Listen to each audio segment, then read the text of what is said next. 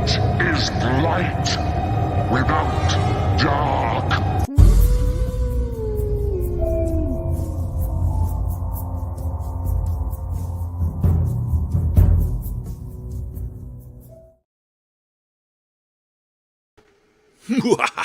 Yes, it's a Saturday afternoon witching hour for some of you. Some of us, it's already early evening, but who gives a fuck?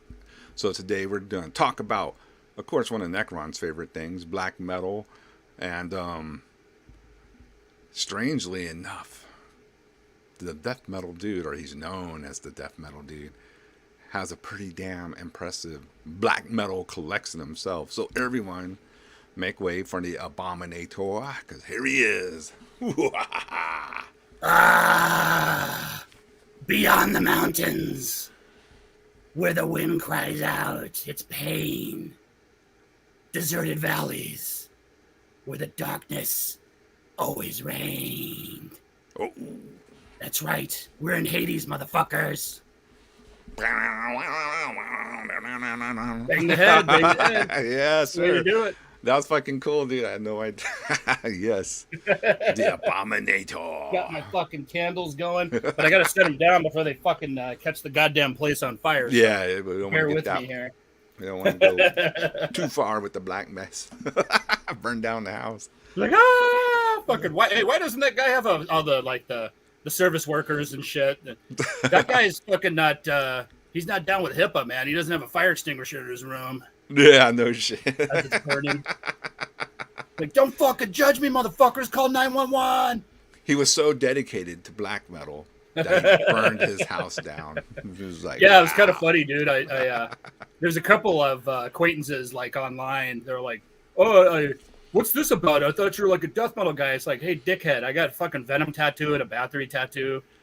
Kind of clue you Doing off more there, Venom bro. shirts than any other band." You know, it's like, look, I fucking love me some black metal, man. Just like very, I'm very picky about it, you know. there's good bands in every freaking genre, dude. There's Absolutely. There's none. I mean, I never get like genre only people. I never really, even when I was, well, I'm more close minded now, I think, than I used to be. But even when I was younger, I was pretty like open. Like I jammed, you know, like you probably. I went from, you know, DRI, Cryptic Slaughter over to Bathory to Celtic Frost and whatever. Absolutely. And I think anyone who was into extreme music back then did that. That wasn't like a weird thing to do, as far as I remember. Me and my group of friends. No, I mean, I've been over this before, you know, with people during interviews and shit, and it starts with, you know, the heavy rock from the 70s or whatever, especially guys our age, you know, our parents. Well, yeah, for sure, man. Especially Yeah. with my parents, you know, with their record collection and whatnot. What's up, everybody? Now people coming in. Yeah, they're gonna be going through the alerts. So, now. It starts with all that. You know, the OG black metal groups are Alice Cooper and Kiss, man. Like, I was fucking, that was the horrific fucking evil shit for me, you know. Oh yeah, Alice for Cooper sure. and Dude. the Kiss guys were rocking corpse paint back in the days, and then obviously King Diamond, you know, jumped in there later, and you know, but and Venom was fucking doing their thing, Bathory, you know, and obviously Merciful Fate. What's up, Megan? What's up? What's up, Frazier? Francisco What's up, has Aaron? given her the Francisco? name the Iron Megan, The what? which is Iron Megan. I don't know what the fuck he's talking about, man. He's got a That's what Specify he yourself. nicknamed her, Iron Megan. So, Iron Megan. Yeah. Okay, there we go. There we go. And look at Frazier. Yeah, fucking Frazier knows what's up.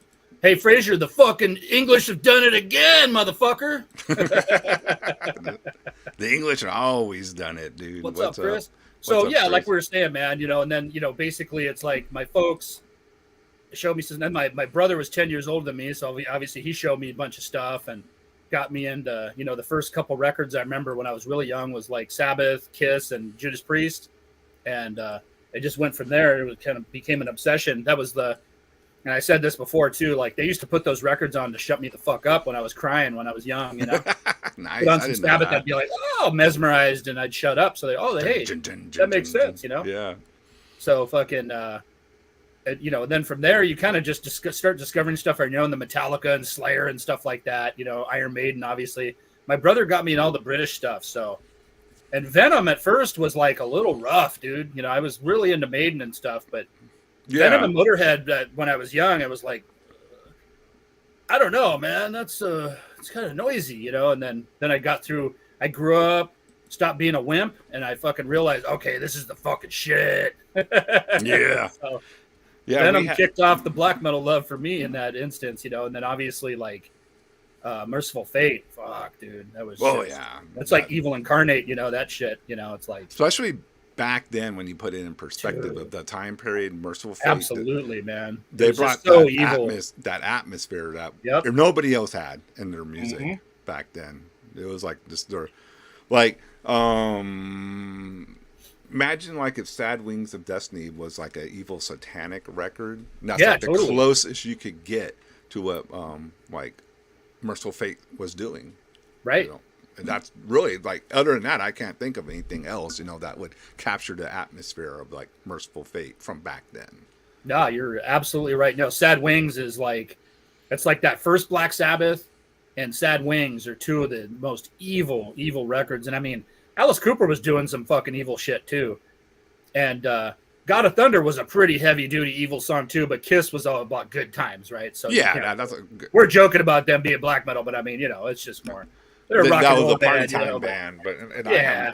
But I mean, yeah, no problems with Kiss though. I mean that was Sad Wings was, oof, you know, and then Merciful Fate, like you said, just took it to the next level in that sense. And then like obviously Welcome to Hell and black metal, those records, like, holy shit, man, it was just so raw and unbelievable. So that kicked everything off, you know, historically, I guess, in that sense.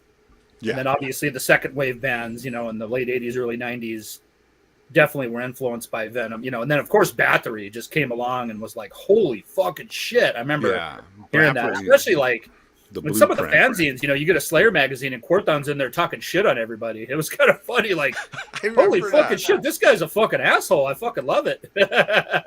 You know? He just thought he had the audacity to say he never heard Venom and things like that. And oh, dude, that was classic. He's talking shit. I never heard Venom. Fuck that. Fuck Slayer. You know, everyone's like, what the fuck, dude? This guy's crazy. But, yeah, those first, you know, fucking 2-3 Bathory records. Holy shit. I mean, I like the Viking stuff, too. But that black metal stuff, the first three. Yeah, that's where it's at. Heavy, but those first two Bathory records, especially that debut, like, it has that same fucking dark, fucking evil production that Show No Mercy has. You know, it's like that early 80s fucking just grim, fucking evil fucking vibe. Just, you know, there's no way anybody could ever capture that ever again. People try. It's just, even when it's like, you know, when they come out, when these bands to say, you know, sounds like Show No Mercy and blah, blah, blah. And they're like, no, it don't. It's I mean, close, I know they're trying and right. But that's was cool, just a certain vibe that this doesn't get captured anymore, dude. No, you know, as musicians, you know, you and I, especially, you know, like we fucking definitely fucking respect people's fucking game as far as that goes. Like, oh yeah, you know, hey, people are trying, man, and you know how hard it is to be in a fucking band, dude. So not as easy as people think. A fucking pain in the ass. So these motherfuckers can do it, man, and get going and shit, and they're legit, you know, and they try to get that sound going. What's up, Kevin? What's going on, Kev? Fucking more power to them, you know.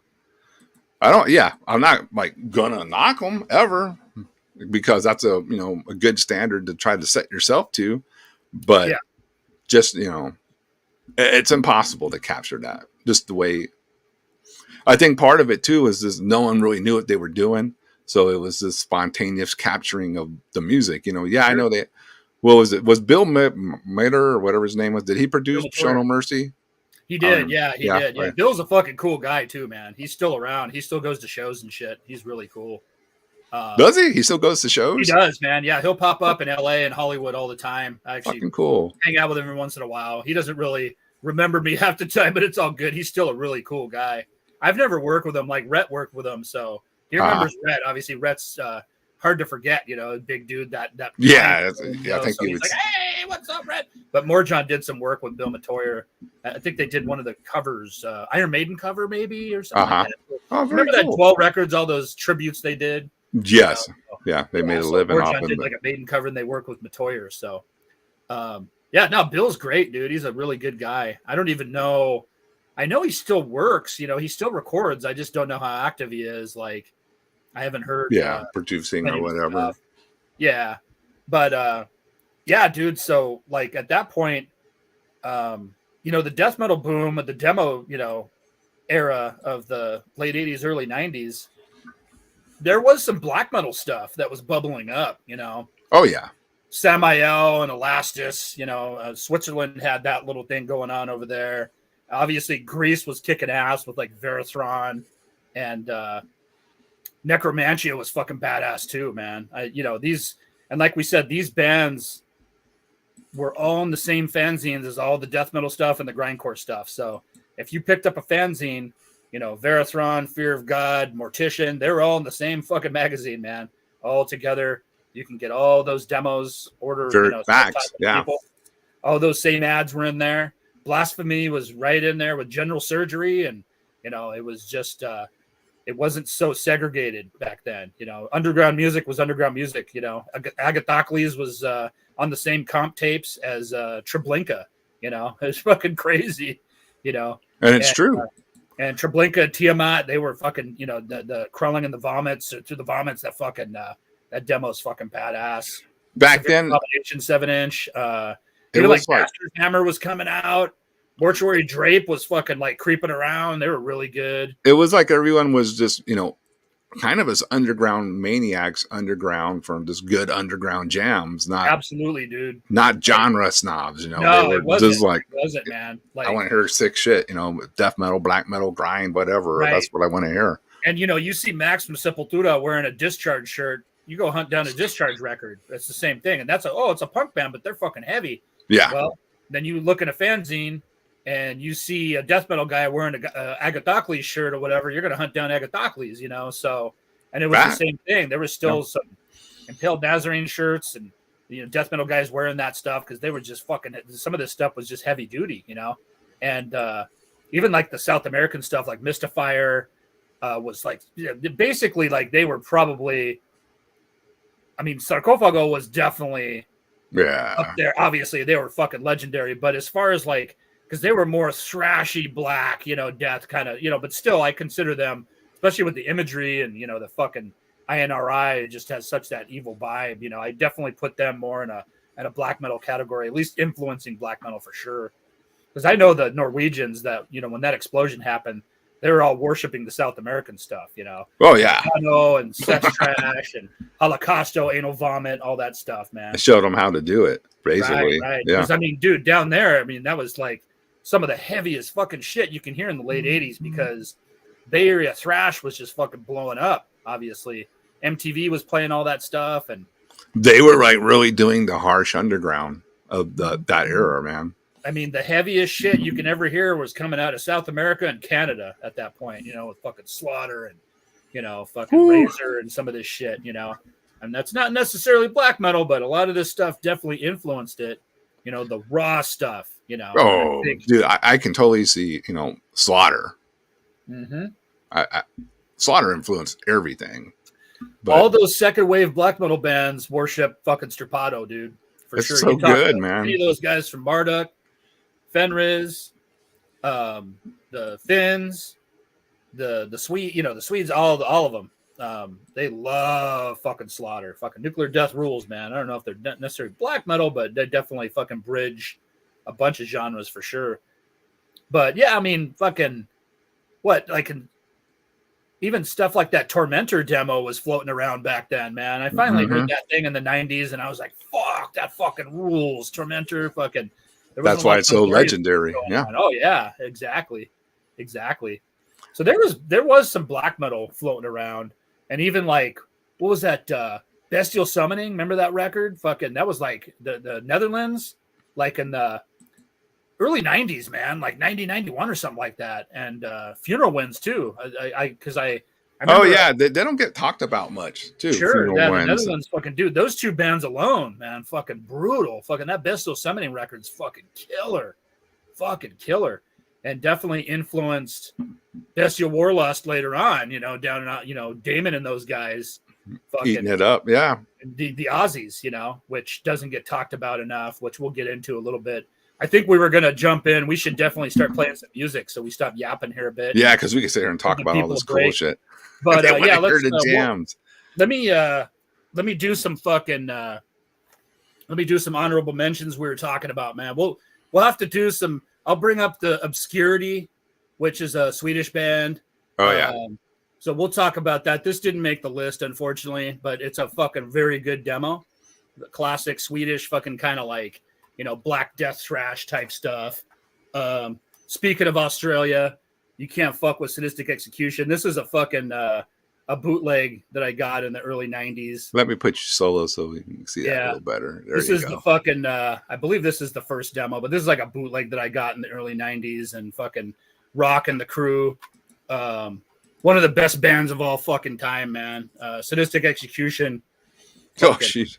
The Magus and Weird Death, fuck you, and all that, man. I mean, it's just fucking pretty much influences everything I fucking did with Gravehill, that I do with Ruin. Fucking, I was so fucking honored and stoked that Rock did the split with Thy Feeble Savior, you know, for us. And fuck, dude, just fucking such fucking. They kind of started it all for me down in Australia, and that's when I started learning about Corpse Molestation and Destroyer 666 and all the other bands and fucking Disembowelment. You know, I actually wrote to those guys, got the demo and stuff, but all that, you know, fucking Gospel to Horns, all that crazy shit. And I love Gospel, dude. Woo. Gospel fucking rules, man. Gravehill fucking got to open for him one time. It was like one of the craziest shows ever. Of course, it was at the Black Castle, so. But it was that's like, harsh. Cool. Dude, I think it was like Order from Chaos and fucking Gospel, or it might have been Angel Corpse and Gospel. But was it that tour? It was one of the Embrace the Hate fests. Okay. Yeah. And then the Carpathian demo, fucking, I know fucking everybody loves this band. This is a fucking great demo too, but we'll have to do a separate fucking separate thing about this. And I think, cool, matter of fact, I think I got this from fucking Scott Connor, because I used to be friends with that fucker. And I think I was fucking trading with him back in the day, because he was really fucking tight with my drummer Mitch from Casp. They grew up together, and Scott and Mitch were part of that whole Ritual, that whole group that you know, the band Ritual from LA, black metal band. They were a part of that whole crew. Mitch is the original drummer, and I know Scott was in that crew with Monch and Mike Party and a lot of that whole crew from that area up in La Crescenta, La Cañada area, up in the North Valley. And then I just want to mention this real quick. Yeah. Fraser did a new Fraserism while you were talking. He says, I got Gospel and Horns on my CV.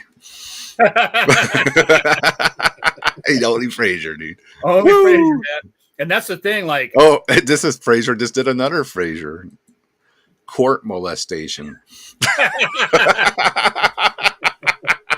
don't know. He speaks his own language, man. I can't even understand what he's saying half the time. And he works at the court. Fraser, stop. It's Fraser's world. We're just fucking living in it, dude. Pretty much, dude. He becomes the center of the universe. And then fucking Summon fucking. Oh, yeah. Fuck yeah. They're kind of like fucking Black Death Metal or whatever. You know, people are like, oh, we're not black metal, dude. This shit, the first early stuff, hell yeah. Yeah. No, this fucking band fucking basically they just fucking rule. They just have an evil fucking vibe to them. Very black metal. Whatever, you know, some of this stuff that I'm gonna play today fucking is not like, oh, it's not fucking 100% black metal. Whatever, man. It's fucking get over it, man. This is some evil shit. It's definitely fucking more black metal to me in that sense. It has that influence. And then, here's the one we were talking about, the fucking infamous fucking Cradle of Filth. Oh, yeah. Bart from Extinction of God, my fucking buddy. He was writing, I think it was Danny that he was writing to back in the day. Yeah, if anybody's ever heard this one, fucking, it sounds like old Deicide with keyboards. But it's good, true. Man. It's fucking good. It rips. It's got an evil vibe to it. It's fucking killer. The fucking death. It's definitely a little bit more death metal, but you know, dude, Carl and I, we've been talking, motherfuckers, and like, say what you want about Cradle of Filth, but they got some fucking riffs, dude, even on their fucking later shit, you know? Oh, yeah. Dude, they're fucking rocking. It's not like I'm a huge fan of them or anything, but we're not like trying to say, you know, like, oh, Cradle of Filth, you need to listen to it right now. Yeah. But back in the day, man, they wrote some fucking good riffs. Yeah, and I was like, Abruptum. Fuck yeah. fucking We're, Tony, man. Tony was my boy. oh, I didn't even know that. You wrote with him? I did, man. Fucking Fuck yeah. crazy dude. He was cool. He was a Where's fucking JD? He would have too. flipped out. He loves Abruptum, dude. Oh, Who? damn. JD from Hexless. I mean, Okay. Well, hey, Hexea. this goes out to JD. We're not going to play it today, JD. Sorry, but we'll play it another time. Yeah. Either on Carl's podcast or somewhere else. I'll do a Cradle of Filth show just to irritate everybody. There we go. All right. Well, let's start off with this banger. Arch Goat. All right. Arch Let me Goat. get you out of there. One of the heaviest demos ever. Present. Is that the one where I got to forward through it to get to the jam, or you just want to play a couple jams and get to it? Just play the intro into the first song, I believe. Yeah, man. We'll just do that. Because the intro is fucking evil as fuck. Let me get this open. Yeah, it's the Black Messiah jam. So it's got some chapters on it. Black Messiah is one of their classics, actually, because I think it came out, they've put it on a few releases because it's so fucking good. Hell yeah. All right, well, let's jam some fucking Arch Goat. Here we go.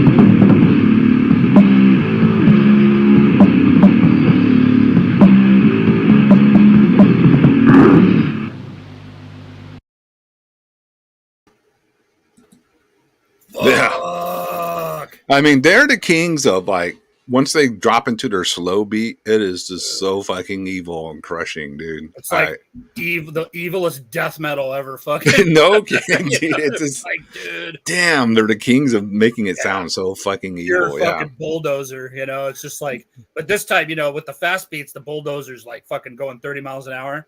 Yeah. Beats the bulldozers like slowly crushing you at like 2 miles an hour, and they're just watching you die. And it's like, They're just like, yeah, looking fuck at you with you. no mercy. Just That's right. They're all die, motherfucker. Yeah, totally. Now this fucker, it's crazy too because I didn't write to them. I met them later. Gravehill did like a mini tour with them, so that was fucking amazing. I got a funny story about it. Oh, you did a tour with them? But yeah, oh yeah, we did like 2 or 3 shows just up and down the West Coast. I think it was it might have been just 2, San Francisco and LA. So not even a mini tour. Oh, a mini tour, the 5 freeway tour, you know. But yeah, we did a couple shows. Maybe why did a 3rd show? I forget. I seem to remember a 3rd show, but I got this from Justin from Necropolis Records. He was a good buddy of mine. And used to hang out with those guys. Used to go to the Bay Area a lot. And Justin and I got really tight because when I first met Justin, I was wearing my Blasphemy hoodie. And I mean, oh, dude, hell yeah. like early 90s, dude. You know, No one was wearing Blasphemy hoodies. Yeah. He was just like, what the fuck? And I was like, dude, I used to work at Wad Rag, so I got all the good shit, you know. He's like, yeah, I've never seen one. Oh, my God. You know, back then it was fucking rare. So we hit it off because he was just a black metal freak. And, dude, he fucking... used to stay at his house, dude, and fucking he had elderly parents. I don't think they were his grandparents. I think they were just older parents. Okay. They were super nice, dude. They made us breakfast and fucking like even if we brought bands in there and shit like that, like fucking it was just crazy, dude. They were so fucking sweet, you know, and it was like all these fucking dirtbag smelly fucking metalheads in their house and they're just totally taking care of us like it's a hostel or something. And you know, fucking we see that happen a lot if you've been around, absolutely, right? Dude. And some cool ass fucking parents, man. Don't even judge. Like just like, hey, oh, you hungry? Shout out to all you cool ass parents like that, man. Fuck yeah, man. Dead and alive back in the day, and even to this day. Yeah. But no Justin, Justin basically was kind of the heart of Necropolis as far as I'm concerned. He was kind of like the PR guy, you know. Fucking finding, you know, I never really fucking got along with Paul all that much. Didn't really know him too well, but wasn't a huge fan of him. The little interactions I got, he was like the money dude and like basically the business guy behind it. And, you know, he fucking definitely kept it going. Justin kind of fell by the wayside once it got kind of lame and shit like that. See my Joker interview on my channel from his days working at Necropolis for crazy stories and, you know, and shit like that. Matt Harvey, used to work there too, and I know he was he's got some fucking weird stories and shit like that. Paul, I bet. I don't know, man. I mean, like I said, I ain't gonna fucking talk shit on fucking people I don't really know that much, but I know a lot of people don't think really too highly of him. Justin was the fucking shit though. He's fucking just a diehard dude. I used to order so much calling up Necropolis and just ordering stuff back. That was mostly Justin just being I'm sure it was. Freak. He was the fucking like he was literally the fucking, he just knew everything. And like so I'm staying at his house and we're talking about Beherit and Blasphemy and like, oh, there's not a lot of bands like that. And he looks at me and he goes, have you heard Archgoat? And I was like, huh? Who? What? And he just gives me this demo. He gave it to me. And I was like, are you fucking serious? Wow. He played it for me and I almost shit myself. I was like, holy fucking shit. I didn't think you could get heavier than Blasphemy, but I think this might be, you know, just a, you know, same heaviness, man. And he was just like, oh, yeah, dude, they fucking rule. And I was like, fuck, are you serious? He's like, dude, I'll get another one. Dude. Not a big deal. Now, that's how Justin was, dude. He'll give you the shirt off his back. So I actually gave him my Blasphemy hoodie at one point because he was giving me so much shit. Like a few of these things on the list, too, like rare shit. Wow. At the time, though, we had no idea because at the time, Archgoat was like some random band from Finland that was just heavy as fuck and crazy. And sure. Like, I don't think I don't even think he fucking knew or cared that they were going to be legends later, you know, years later. And like, when you're at that moment, you don't even think of that about a demo you got of a band. You just think it's a ripping demo. No, especially fucking when you're, you know, when you're in the heart of it, you know, you're in the thick of the fucking, the underground madness and shit at the time with all that tape trading. It was just so exciting, right? Getting packages and, you know, receiving tapes from your buddy out of the blue. Oh, just take it. You know, it's like, what? Fuck yeah. This ends up being one of my favorite demos ever and fucking pretty much influences fucking everything that I do now. I fucking rip off Archgoat left and right now with riffs and fucking everything, vocals, you know. It's like, there's a new Pius Leva song where we're just a straight up Archgoat type riff in it, that's right. On purpose because we just I just wanted that slow crusher. Yeah, real quick before we get into the next song, it was kind of funny fucking when Gravehill played with Archgoat. So my buddy Eric, I think he might be fucking watching. What's up, Eric? Fucking brother, man. Love you, man. He fucking he lived down here in LA, then he moved up to the Bay Area. And Archgoat and Gravehill played San Francisco at the Parkside in the city. And Eric brought a party jug of Jack Daniels and a fucking 32 pack of Bud Light. Woo! And nobody wanted to drink with me because everybody had to drive back to LA that night because the Gravehill Archgoat fucking show was in LA was going to be the next day. So yeah. I was like, oh, fuck you fucking wimps then. I'm going to fucking drink. So I literally fucking drank half of that fucking party jug of Jack and fucking 10, 12 fucking Bud Lights and had a really infamous fucking horrible fucking performance that night. That's pretty legendary. I think it's on video at some point. Maybe fucking Jason or Rhett have footage of that, but it's pretty fucking retarded, dude. I was just blitzed. I was fucking losing track of where we were, just making an ass out of myself, but it was actually pretty comical. And at one point there was a dude in the crowd that looked like Quentin Tarantino. So I fucking singled him out. And it was funny. The spotlight went right on him. And I was like, motherfucker, we want you to fucking direct our next video, Quentin. What the fuck? And he was trying to leave the fucking side of the venue. The security wouldn't let him out. So he had to walk through and the crowd. And I kept berating him and fucking where are you going, man? I love your fucking movies, dude. Pulp Fiction, Reservoir Dogs. And he was just he was just some San Francisco guy that happened to stumble in the bar that night. And I don't even know what I'm doing here. Drunk, retarded ass, fucking yelling at him and shit. And the bartenders and the security were so pissed off at me because I started passing the party jug around the fucking crowd, and people were drinking it, fucking pounding it. And my buddy Chris Hatewar, if he's fucking listening right now, it's all your fault because Chris had to drive that night because he was taking care of Archgoat, and he usually will drink with me and shit, but it's Chris's fault that I had to drink all that fucking alcohol. So he wasn't there to help you out, man. He's like, no, dude, I got to drive tonight, man. I got to take care of Archgoat. I was like, you fuck? What the fuck? And Psycho Sean, too. Everybody knows Sean. He's in Texas now. He couldn't drink for some odd reason or whatever that night. And I was just fucking so disappointed, man. Sean and Chris, usually at shows, those are my drinking buddies. And yeah, so. Oh, man. It was a fucking disaster. But, yeah, fucking, I don't know whatever happened to Justin, man, but he was the fucking shit, dude. And we stay at his house, and he was grave robbing and shit too. So he was trying. Oh, no shit, fucking. He was trying to, dude. He was a black metal guy, fucking personified, dude. He's trying to give me tombstones and skulls and shit that he dug up in cemeteries. I'm like, dude, I'll take the Archgoat demo, but I'm not taking that shit, bro. I'm good on that. I'm not dude, that fucking hardcore. That's hilarious.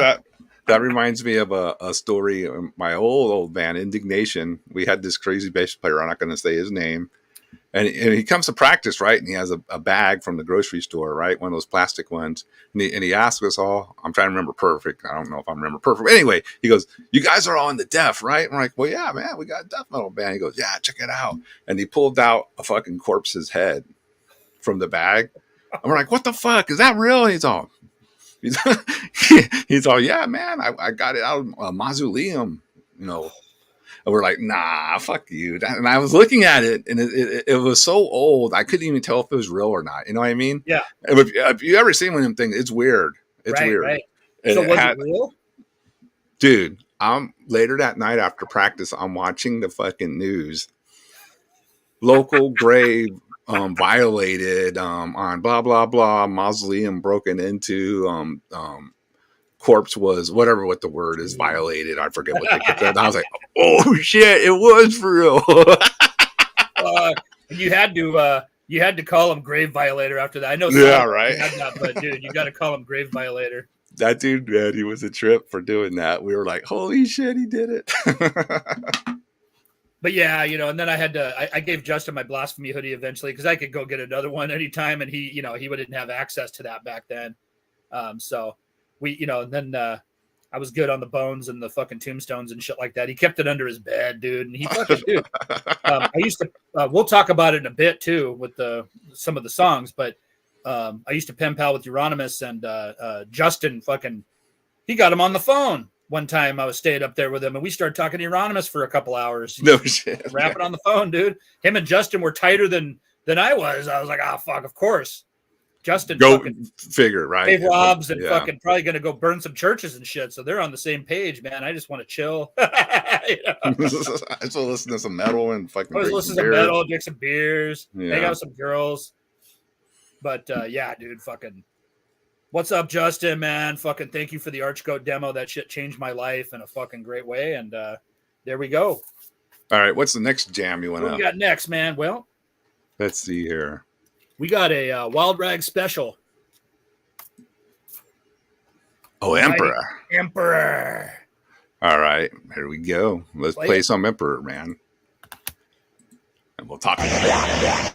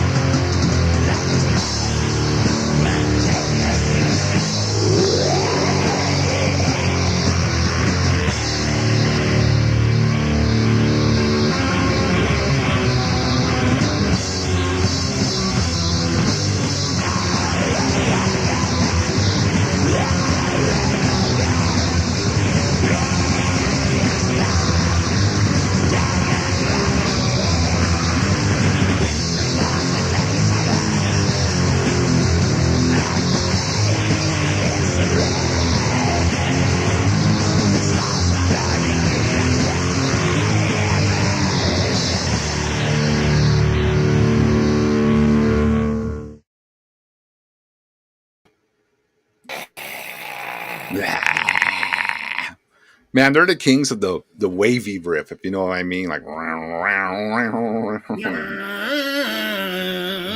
yeah, totally. Yeah, fuckers. That fucking Wrath of the Tyrant, so fucking badass, man. And Richard of Wild Rags used to license a lot of demos, you know. So I know this came out independently, you know. I think Samoth and Ishan, you know, I think I remember seeing their address. I never wrote to them. Uh-huh. But I was a big fan of that Thou Shalt Suffer 7-inch that oh yeah, that's good too. Came out on Distorted Harmony, you know, kind of more death metal or whatever, but Distorted Harmony was fucking doing such great shit, you know, at that point. Just random fucking Xeroxed fucking covers and fucking like just regular black vinyl or whatever. Not like today where there's like fucking 500 color fucking splatter and Eddie and shit like that. But yeah, it was very generic, but you know, 7 inches were $5 back then. I just remember like, you know, you remember, man, like you could go up to the underground shop and like get a good little haul from like But $30 of sure. 7 inches or, everything else. And it's great. It was great. Yeah, these labels like Distorted Harmony, I just picked up whatever they put out. The Carcass Live, the Carnage Live, the fucking Shub Niggurath, fucking Cenotaph, the fucking Thou Shalt Suffer, So I was familiar. So I remember going into Wild Rags, and Richard was like, I don't think during this period, I don't know if I was working there or not. Uh-huh. And he was telling me about Emperor. And he's like, oh, it's the dude from Thou Shalt Suffer. Oh, yeah, I remember that band. So I was like, oh, yeah, fuck it. You'll like this. You'll like it. And he used to fucking tell that to everybody, too, because he's trying to make sales and shit. Yeah, buy it. It's great. It's great. It's great. But like a lot of us hardcore guys that fucking, because I used to work there. We were friends. And me and my crew were fucking been going there for years, man. And so he would definitely fucking, oh, yeah. For real, like, you guys, he couldn't fool you with nonsense. He would grab the fucking Crematory demo and shit like that. Yeah, you're going to like this Wrath from Beyond, or like, oh, yeah, you're going to like this Impaled Nazarene, dude. It's fucking, it's like, so he was telling me about the Emperor. He's like, yeah, it's different. It kind of sounds more like Bathory compared to Thou Shalt Suffer. I was like, yeah, fuck yeah, Bathory fucking rules. And, how's that not going to not suck, right? Yeah, so exactly. It sounds man. like Bathory. So, yeah, this fucking that cover too, man. It's always fun. Too, Let me put you solo so everybody can get a good view of that. Yep. Oh, get the light out of the way there. There you go. Yeah. So that's is that a Wild Rags one, or is that one of theirs? Yeah, no, that's a Wild Rags one. Yeah, I know. Like I said, they did a initial run on their own independently, but I didn't get that one. I got the Wild Rags one though. Later. That's still sick, dude. That's great. Yeah, dude. It's like what I guess it's considered the second press or whatever. But yeah, he was doing licensing deals with tons of bands back then. So smart move too. No, absolutely, man, absolutely. I mean, that's a fucking classic fucking demo. It's because he knew obviously with all the classic releases he's done. He knew. I mean, yeah, he put out some clunkers, but every label does. It's kind of like because he was into everything. So yeah, it's not like Jersey Dogs fucking stands the test of time compared to the fucking Wrath of the Tyrant demo. That we're not sitting here talking about Jersey Dogs. No offense to the Jersey Dogs. Now, no offense to your Jersey Dogs, but yeah, it's not quite Wrath of the Tyrant. The Jersey Dogs, if he's watching right now, former Sadistic Intent, he's the #1 Cherry Street and Jersey Dog fan. So. Cherry Street. He's listening to that shit. I think every town had a glam band named Cherry Street in their city at that time. Probably, man. Yeah, we had one too. Cherry Street. Yep. That's hilarious. Well, LA was the hub of that shit, so yeah. Funny. All right, but, what do you want to jam here next? What do we got on the list? Well, real quick. In the Nightside Eclipse is a fucking undeniable fucking metal classic record. That I think Nightside Eclipse fucking basically transcends fucking genres and shit. That's one of those things where it's just a metal classic. Like everything about it, it's phenomenal. Don't get me wrong. I love it. And I'm not really Mr. Atmospheric fucking keyboard black metal guy by any means. Everybody knows that, man. But this motherfucker, that's my favorite Emperor to this day. This is the one. Sometimes I'll put on Nightside Eclipse and I'll enjoy a song or two, and then I'll just go back to put on the rap. Yeah, it's just fucking. I like that dirty shit, man. I got that. I bought that one version they put out where it has both the split material and then the rap demo right after it. Oh, nice. That to me is like the perfect. Like the split with Enslaved. Yeah, the split with Enslaved. No, I fucking love that fucking album too, man. Yeah, and it has the split with Enslave and their part of it, and then the Wrath part of it. And I'm like, I'm good. Oh, that's great. Yeah, that just has everything on there. No, that's got the fucking old school vibe to it. That's when the guys were just fucking young and hungry and fucking just evil as fuck. And taking the best like corpse paint pictures you probably could, ever, because they had some great promo pics in that era, man. A few fucking bands could compete with Emperor in that era as far as corpse paint fucking out in the snow and shit. Yeah, they were. They had it down, man. Because you looked at that and you're like, okay, I have a feeling this is going to sound fucking sick. It's absolutely. Yeah. Probably turned some people off back then, but for sure. Whatever, man. It's like I want to hear it anyways, regardless. Yeah. If I see somebody with a sword and corpse paint in the forest, especially back then, it might be good. It might be fucking shitty, but I'm gonna take my fucking chances because And wasn't that usually the case? It was either going to be really fucking good Sure. or just a total fucking turd, you know. But you had to I'll- try I'll- it out, you know. let's break it to all the fucking assholes out there. That's every fucking genre of music ever, man. It's either good or bad, you know, or Yeah, how you like it or don't like it, man. It's all musical. a taste. genre isn't good or bad. It's the bands in the fucking Sure. genre that's good or bad. So you Absolutely. can't just say, "Oh, I hate all death metal. Oh, I hate all black metal. I hate all thrash." It's like that to me. That's a silly attitude. But I mean, Yeah, man. Totally agreed. What's up, Cecilia, Frank? They're over in the Okay. Dakotas. oh wow, the Order from Coda. Chaos, man. I know, Oh, like, okay, so- they're not black metal. It's like, look, man, they're pretty fucking evil and fucking black metal, man. So it's got the vibes. And it definitely has an influence on that scene. Big time. Absolutely. Yeah, you And, can't deny it. Obviously, Pete and Chuck have and gone on to crazy things with other stuff or whatever, but Order from Chaos always seems that they were such a unique band. But go ahead and play them, man. We'll fucking Yeah. we'll come back. Here we go. Some Order Enjoy, from fuckers. Chaos.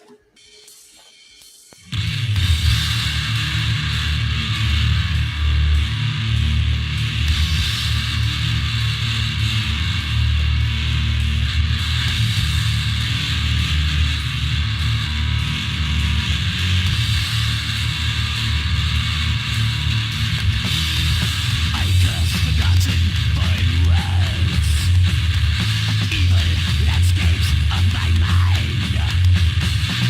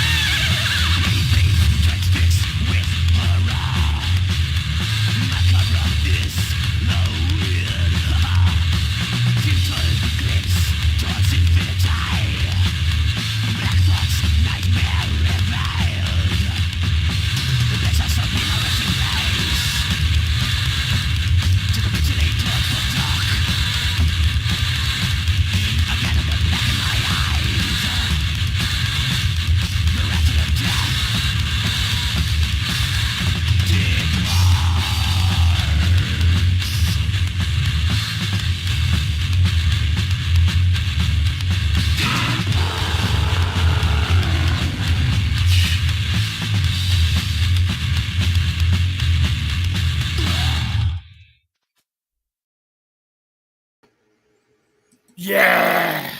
Fucking rip. Might I add, fucking that fucking riff. Might I add that fucking Chuck Keller is a fucking ripper, dude. Dude, fuck. I think he's probably one of the top underground guitarists in the underground. That dude Absolutely, can fucking jam like Chuck? a motherfucker. He's a great dude too, and yeah, very cool guy. Holy shit, man, what a ripper! I mean, no disrespect to the other members of his projects or whatever, but I just fucking sometimes, you know, when Aries Kingdom plays and shit, I don't. Gravehill gigged with him a couple times back in the day, and I haven't had a chance to see him. Super fucking cool guys too, but you know, a lot of times I'm just fucking watching Chuck just rip it up, dude. Yeah, he's a fucking great musician. You know, as a guitarist, you can't help but like going, God damn. Fuck yeah, dude. And I even fucking dug up my old Inhumanities fucking demo too.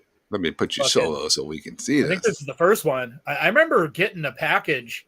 I can't remember if like I remember writing to the band, and I don't know if it was I can't really remember if it was Chuck or Pete that did the mail or whatnot, but I think it was Chuck. But this is the Crushed Infinity, and there was another one too. There was like 3 that we got at Extinction of God, and I know Bart started writing to them too, and separately. And so yeah, we do that every once in a while because like me and Bart did the fanzine, and then Robert from Nero One, the old Ruin singer, he also, you know, fucking was a mad fucking demo collector too. Man, back in the day between the 3 of us, man, fucking no one fucking outdid us as far as the underground, you know. And then all of a sudden you meet like my buddy Arturo Gallegos, his collection fucking dwarfs fucking all 3 of us put together. And then you got yeah, I'm already talking Ken, about dude. his.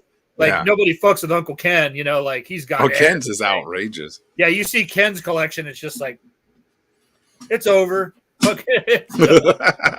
got the most, man. Him and going Arturo, home. Going home. Him and Arturo Gallegos have the fucking most.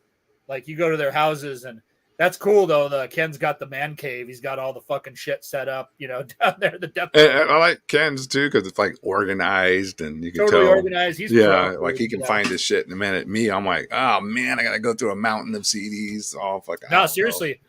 There's one demo that I couldn't even find the fucking, I know I have it. I know it's here. Most of my shit's alphabetized in boxes and shit, but I know it's up in the attic too far to get to, but we're going to talk about it later anyways. So, yeah, all right, there you go. But yeah, Order from Chaos is fucking, definitely has a fucking black metal fucking influence. Very unique. And carrying that flame in that era too, absolutely, when a lot of people weren't, they stood out, and they were everywhere back in the day. And then it was like, interesting because then Wild Rag started working with them and started licensing their stuff too, and they were just everywhere. I think Wild Rags might have done the Stillbirth Machine original release, from what I remember. That sounds about right. We don't fact check on this show, right? We're all brain cells that aren't there anymore. So I'm sure I could Google it in a second and find out. But I'm just saying, man, from fucking memory, I think fucking Order from Chaos, Stillbirth Machine came out on Wild Rags initially, and they were just such a fucking cool and unique band back then that kind of bridged, you know, death, black, and fucking thrashy stuff. And fucking Chuck was just ripping it up. And Pete's vocals, you know, he was the one guy that always fucking sounded like he was gargling razors, you know. Like, what the fuck, dude? He had such a great vocal delivery. Yep. Yeah, absolutely. But let's go to Brazil for the next one. Sarcófago. Oh shit! Grab that one. We're going back. Sarcófago. Here we go. Let me find it. Here we go. All right. Let's jam some Sarcófago.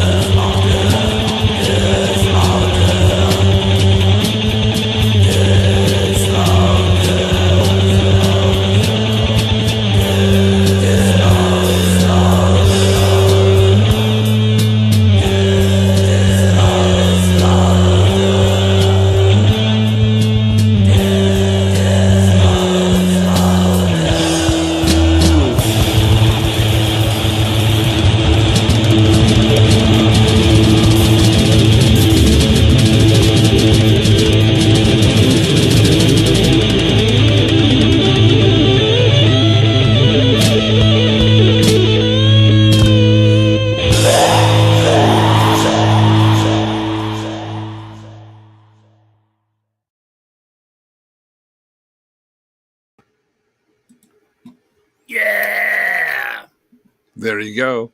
Well, Show that again one more time. What'd you have there? I know that Yeah. this is the Christ Death demo cover, and that was Satanic Lust. This tape is a bootleg from 1990 that has all 3 Sarcophago demos on it. Nice. And I got it from the infamous Rafael Rivera, who did Baphomet Records. He put out an Necrophile, a Nausea LA, and a Cenotaph 7-inch, one of the legendary Cenotaph 7-inches, and I think he did a couple other things, but he was known in LA as a big time ripoff, unfortunately. So that sucks, but yeah. Fucker had he was bootlegging fucking everybody, man, and like I guess fucking we were contributing to his fucking bootlegging operation because he'd go to shows with this fucking cardboard box full of fucking tapes like this, and he knew I was fucking down, me and my crew. So he would zero in on me, man, because I was always hungry for, hey, Mikey, right. I got the gig. Mikey, I get this shit, bro. Ah, fuck, you motherfucker. And it's a bootleg, but it's a cool bootleg. Absolutely, man. And you're like, oh, fuck it. I didn't have any ethics back then, apparently, because I was buying all kinds of shit from Raphael. It happens. And this was one of them. And so he put all 3 demos on here, and I couldn't find a link for the fucking Christ Death, but actually the Satanic Lust, the production fucking, keep in mind, motherfuckers out there, oh man, that's fucking that sounds like shit. It's like, dude, these kids were in the slums of Brazil. They're like 14, 15 years old, playing on pots and pans and fucking paint containers, and like playing guitar out of PA systems and shit like that. Like, yeah, we're lucky we even got this captured actually for a lot of these bands, man. I mean, it's unbelievable, like hearing the stories from the Cavalera Brothers, Wagner Antichrist, and the Brazilian bands, like what was going on down there and how they were able to just fucking thrive, dude, and make it happen. Yeah. Make it happen. And like, you have to respect it. I think that's one of the reasons why we all love the fucking South American bands so much and respect them so much, because they literally came up from fucking nothing. And I mean, could you imagine like you and I doing that? Yeah, maybe if we were in the same circumstances. Yeah. Like, we're growing up and fucking total fucking I mean, I grew up pretty rough too, but not like that, dude. You know what I mean? No, dude. There's I don't think no one in America can truly comprehend, like when they say, yeah, I grew up in the hard area. Yeah, it ain't South America hard. That sounded weird, but you know what I mean. No. Yeah. Pause, right? South America is like that's wow when you talk about brutal poverty and the things that go on there, and like no type of social network to help the citizens or anything. It's like fucking dude, you're on your fucking own, bitch. None of that stuff. And these kids were in the thick of it, just saying, fuck it, we're not gonna fucking do fucking gang shit and be a part of that. We're gonna fucking make music. Yeah. Because we like Venom and Discharge and we want to fucking do it too, man. Metallica and stuff. We're going to fucking do it. And we're going to fucking try to get the fuck out of here. And they did it, man. A lot of them fucking did it, man. Hell's to Impede for showing some love, I guess. Impede 20 the maniac of the fucking chat. The maniac. Yeah, I don't. Frazier and Impede. I don't know who tops them. I think Francisco had a guy that fucking might be on the level, but I forgot who that was. Francisco. Is that Francisco's man crush? I think he has a couple. I'll tell you a secret. Sure? I think one's named Frazier. Oh, dude, I have no doubt, man. They were vibing in Houston, but Francisco was just like, he was playing hard to get. Making Frazier earn it. Making Frazier earn it. Frazier was too busy fucking having me and the Ruin guys sign all his weird stuff. Yeah, well, because he brought Gravehill stuff too, so Body Bag was like, oh fuck. He's all good. I'm not on any Ruin releases yet. It's except for Spread Play Death. Oh fuck! And Frazier brought a bunch of Gravehill shit. Frazier, he's gonna get you one way or another. Right, he will. He'll find that release. Oh, the Black Metal Oni stream. That was a mistake on my end, Death Lord. It wasn't supposed to be. It was supposed to be for next Friday. God damn it, Carl. I fucked up and posted it. But we're all good. It'll be, next time we'll live. It's all good. Everybody fucking got to support the Necrowolf. Yeah, Necrowolf will be somewhere in between there. Go watch that head split Necrowolf video, by the way. Those fucking actually that one band that sounds like Repulsion. Holy shit, man. I did 3 Sonic Poison. The posthumous regurgitation. I dug that. And of course, Dylan's band, fucking Hemorrhoid, Hemorrhoids. That whole fucking CD's a slayer, dude. It's gonna be one of the best of the year. Drums too, man. And I was like, why'd you guys change the name? I want to get more serious, this and that. Okay, cool. And then Hemorrhoid was fucking rules, dude. Fucking everything Dylan does rules because I love Cemetery Lust too. And dude he knows what he's doing. He knows what he's doing exactly, man. He's like the younger version of us. He's our little brother. He's keeping it going, dude. So when we're fucking dead and gone, Dylan's gonna be like us, fucking on a podcast, fucking ragging on everybody. You don't know shit. We're gonna be the posers. But yeah, what's that other band that sounds like Repulsion? Fucking, I forget their fucking name, dude. But I was like, what the fuck? I hadn't heard this shit. Yeah, that band was to me, not to go all into that. Watch the damn video. Got a little too gore grindy on the vocals, but never went into the whole pig squeal thing. Which that was posthumous regurgitation. Yes, but I'm talking about the Repulsion sounding band prior to that. The first band that you played. No, that was Sonic Poison. Sonic Poison from Finland. Dude, they fucking rip. Wow, I'd never heard that band. Didn't know what was going on with that because I can't keep up, dude. Fucking. Especially Head Split. Dylan's putting out so much shit. Yeah. Francisco knows, dude. Fucking I know he loves that shit. Any band that fucking rips off Repulsion fucking rules in my fucking book. Oh shit, $20. Fuck yeah, $20 from my buddy Kingdom of the Nerves. I just did on his channel. For anyone who wants to see it, we did a new reaction to the new Crow movie trailer. Oh yeah, yeah. I ain't gonna watch that shit, dude. Fuck that movie. Not to fucking again watch the damn video. Go to Kingdom of Nerves. Yeah.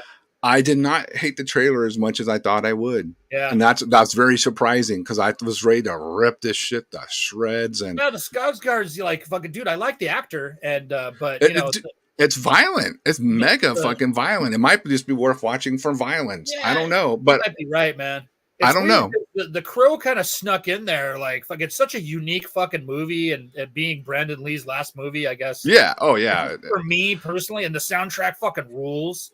Yep. That soundtrack was a big part of it. Huge thing too. Like that's why it's people. I mean that movie. It's going to be tough because that movie had everything: soundtrack, cinematography, acting, action. Atmosphere. I mean, I can go on and on. I know a lot of people. Oh, you just that's black metal poser stuff, like in the Crow. Fuck you, man. I like that movie. I thought it was good. Let's get into this.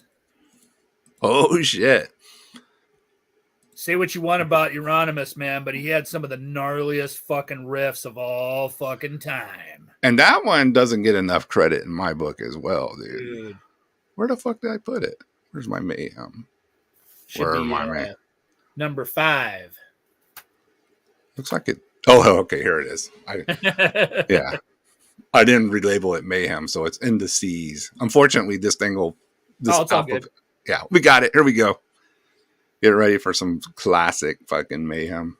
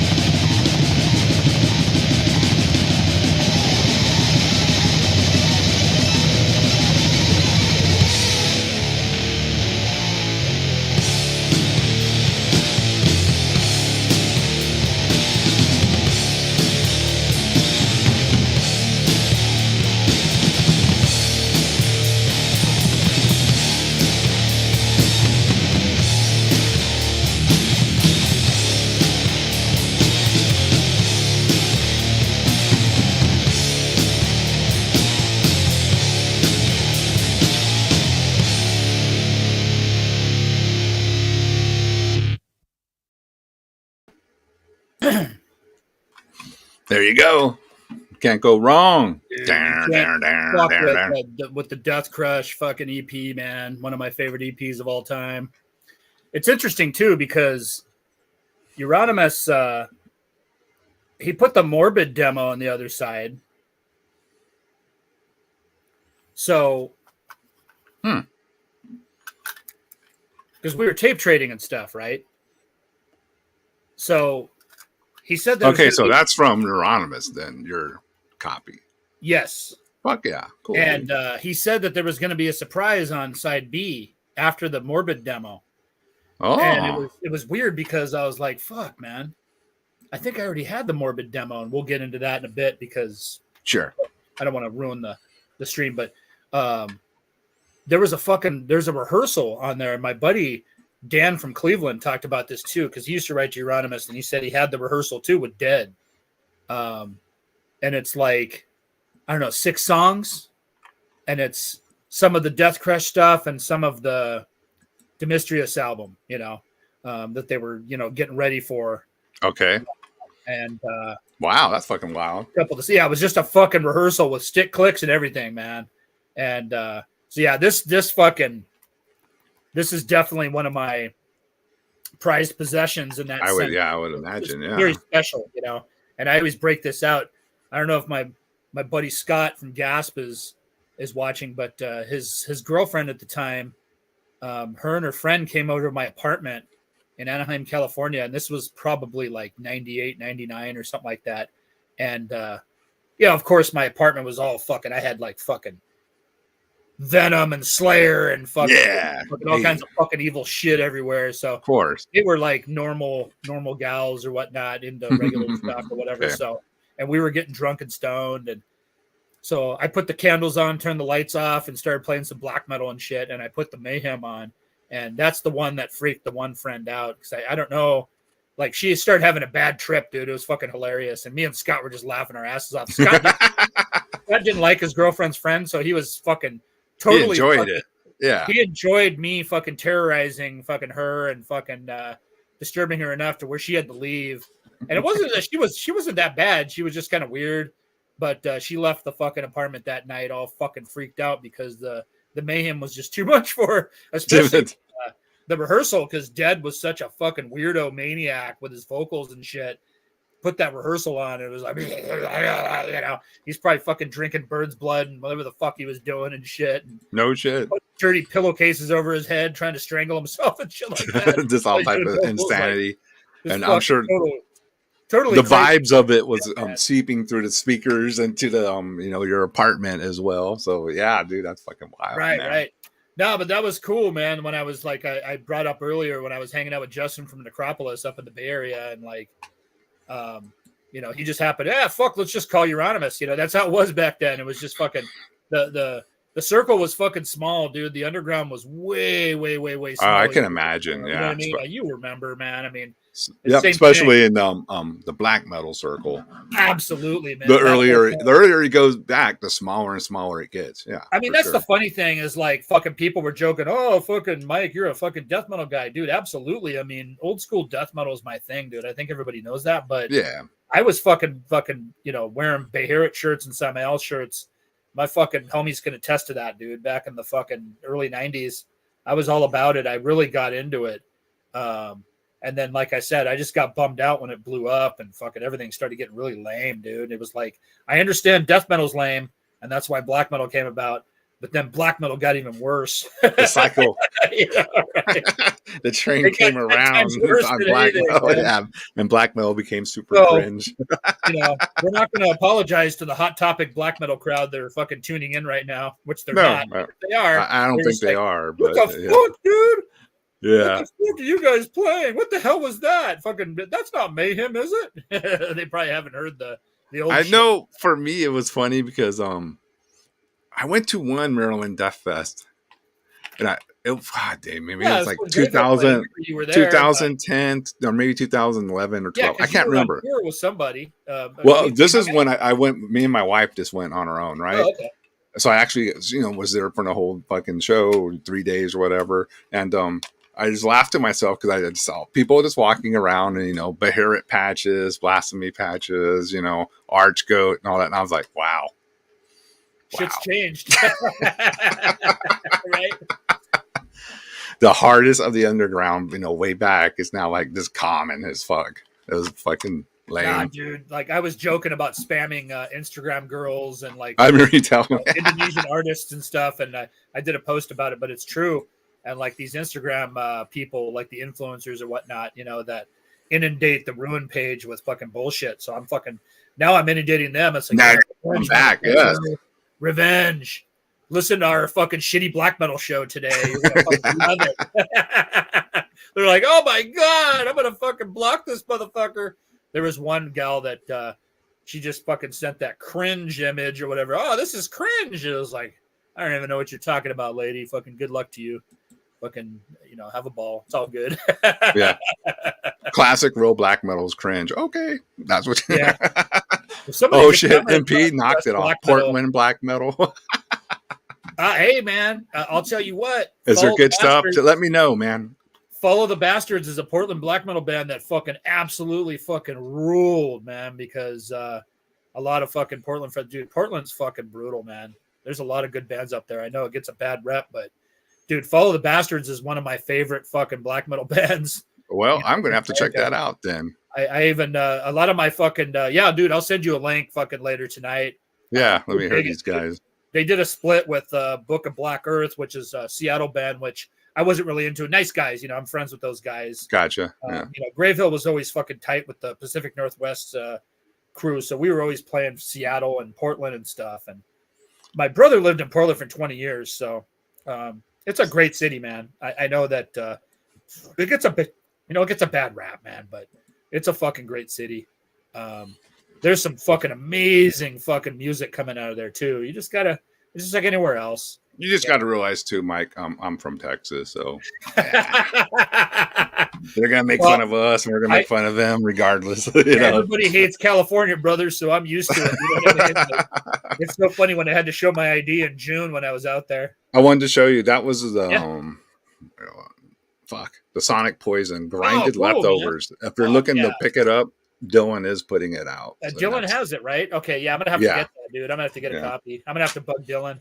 I'll buy the motherfucker. I was like, because the other two, obviously Hemorrhoid and Posthumous Regurgitation, like you said, like the gore grind vocals, I'm cool with that stuff, but as long as the riffs are good, like Dead Infection and like they keep the riffs like fucking if grind, the riffs are like fucking mentally murdered, Napalm Death, dude, I'm good because most of that stuff like. If it goes into that mentally murdered fucking, Texas fucking extreme metal, man. Fucking, I'm a huge fan of that, obviously. I don't know. Did Yusuke do an interview with Black Winds? So we'll get into that later. I guess he did. That's cool, though. Yeah. Yeah, dude. We'll talk about Blasphemy later at the end. They're on the list. No, that's great. Yusuke did. I know he's tight with those guys, and he's done.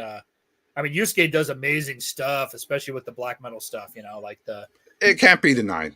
I know, Absolutely not. No, the quality of Nuclear War Now stuff is fucking unbelievable, If it has the Nuclear War Now, imprint on it, you're going to get a quality release.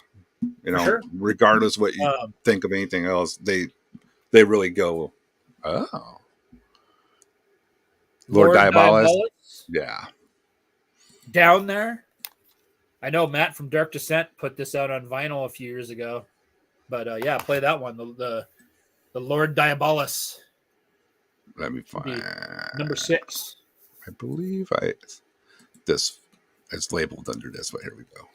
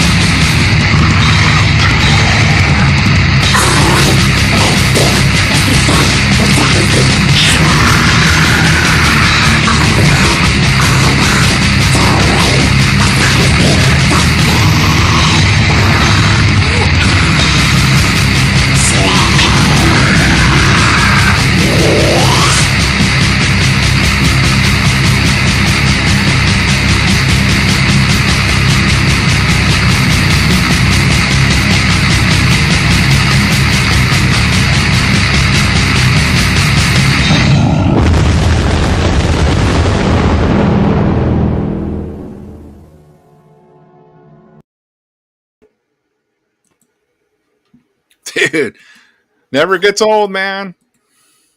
Dude, let's just say like Holocausto fucking sent that tape to EOG headquarters back in the day. We were just like, what the fuck? What the fuck? It's from the guy from Beharit, but what is this? What the fuck? It fucking rules. Who cares? It fucking rules. So Fucking good. unbelievable, man. It was like Sounds so fucking evil as well. it's up there with fucking Archgoat and Blasphemy as far Yeah. as like heaviest shit, right? Fucking some people say Morticians, like the heaviest shit, like that type of just grindy black. Yeah. Fucking just garbage disposal, fucking evil, fucking That's a good way to describe it. Yeah. Right? It's just, and that's good. That's good. Fucking court molestation. Fraser had made another infamous name. Yeah. Court But then we were fucking, I was always obsessed with fucking, 6 days with Sadistic Slayer. Like, it was such a crazy fucking title. Like, sounds like a fucking serial killer just fucking killing someone slow, It was just fucking, and that's what the music fucking sounds like, And, it really has a psychotic edge to the sound. Yeah, man. It's like, right. Where the fuck is this coming from? Let's see. So I think I gave you the image for the Extinction of God zines. Yeah. Let me. Yeah. So I have a printout of it. I don't know if we put that up real quick. Make sure. Yeah, issue 1. We'll start with that one. Yeah. So that's the first issue, and I know that obviously it's death metal heavy, but we got Bob Yost from Possessed in there, which we'll talk about that demo another time. Obviously, that 91 demo. Oh yeah. It's fucking definitely fucking kind of black thrash, style. And then obviously Beharit, fucking, I think Bart has one of the only interviews with Nuclear Holocausto that I know. Wow. We were able to get him in there. We were trying to get Black Winds, but he refused, man. Apparently Yusuke got him finally, but that's cool. It was totally fucking understandable. Some people just don't do interviews, But it is what it is, yeah. Yeah, it is what it is. I got Johan, or maybe Bart got Johan from Tiamat, Treblinka. Fucking, so there was a little bit, remember issue 1, that's 91, 92, so it's still kind of death metal is the prevalent thing at the time, but we were into everything too. So, we got some Mind Rot in there, some Immolation. Chris from Goraphobia was really into a lot of the stuff that we're talking about right now, and he was very influential on a couple of the bands that we'll be chatting about. But getting the names out. Yeah, because Chris was just a fucking underground freak, and he still is too, so to this day, yeah. To this day, he hasn't changed one bit, dude, and that's why we love him so much and respect him so much, because he is just OG as fuck and like so passionate about music, everything about it. But Chris was really influential on my brain as far as getting me into some of the more black metal, old school stuff that slipped through my fingers, like we had talked about before. Some of the demos that things like that happened. Oh yeah. So it was just fucking cool. But yeah, all of a sudden, we were in contact with Nuclear Holocausto, and he just randomly sends this tape to us, and it's like one of the best things Beharit's ever done. But is it a Beharit release? Like it's a standalone thing. Like what the fuck is going on? And we never got an answer from it, because I don't think we remained in contact with him after that. I mean, you know how that goes, man. You kind of you're pen pals with people, and then fucking life happens, and then the fucking scene changes, and fucking you don't keep up writing with everybody. I mean, me, it was the 80s. That's when I was pen pal heavy, and of course, maybe a couple of them that I talk to. I'll find them on Facebook, and say what's up. It's not like no, totally. That's what's that's like literally the best thing about fucking Facebook is like keeping track of like people's family shit. Like your dog, your kid. Fucking you got a new job. Fuck yeah, you got fucking improving yourself, and then keeping fucking track of like international and fucking friends out of state and international friends. It's just an easy way to. A lot of my old pen pals I've been able to reconnect with, like Anders from Unleashed, Bob from Asphyx, Chris Goraphobia, shit like that. That's the best, man. Fucking even going to Europe and stuff like that and talking talking to those guys. Oh yeah, there's issue number 2. Now look at this. We got a little black metal in there, right? Yeah, Absu. yeah. I know Absu was kind of death metal back then, but Shub Negroff. they were still evil. Shub Negroff. Profanatica, look at that. Profanatica, the fucking kings right there. I mean, if it's like 19, what was it? Probably 92 or whatever. 92. Yeah. I'm going through the zine rack and I see this. Well, I'm buying it. I'm For like, sure. oh, Now, yeah. This looks like the real deal. Was doing many interviews, so we got Paul early. So fucking. We fucking definitely, my interview with Rick, I was talking about online from Sadistic. It's one of the best interviews I've ever done. Actually, Chris from Agoraphobia and Rick from Sadistic Intent are like the 2 best interviews I've ever done because they're just nice, so fucking in depth that I just fanboyed out. But those guys just elaborated on everything and went so in depth on everything. It was so interesting. It's like they were long and it was long winded, but it was fucking great in that sense. It was almost like, the Godfather Rules, even though it's like 4 hours long, both 1 and 2. It was the same thing with those fucking interviews. Like they're really long and you got to keep turning the pages, but they're so fucking badass because these guys are so fucking passionate. And obviously they're both still at it. They're fucking lifers, man. So that passion they had in the 90s fucking lived all the way till current day. Yes, it does. And it's not like Chris and Rick do fucking a lot of interviews, and I know they're not necessarily black metal bands or whatever, but they're definitely influenced by black metal, and they're pretty much on the same page we are as far as like back in the day.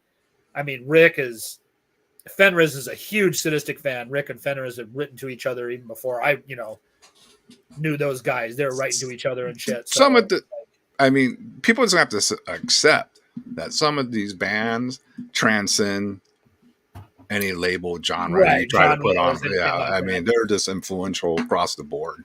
For sure. But, yeah, man.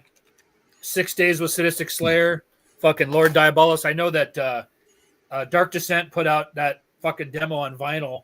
So, and that's something. I got a copy of it. Fucking, it sounds so good on vinyl too. I love fucking playing that shit, pissing off my neighbors. Of all time, freaking out and shit. Play some fucking Beharit, Lord Diabolus, whatever you want to call it. We still don't know, but it's all good because it fucking rules. But let's go to Greece for the next one. Okay, a little Rotting Christ. Yeah. A little Rotting Christ for everybody. A little Rotting Christ in your day. Thanks again, everybody, for fucking watching and supporting. Yeah, man, we got some people tuning in, dude. Fuck yeah. Thanks, cheers, Mike. Everybody. Mike brings the goods, or I wouldn't be doing it. Here we go. That's fun, dude.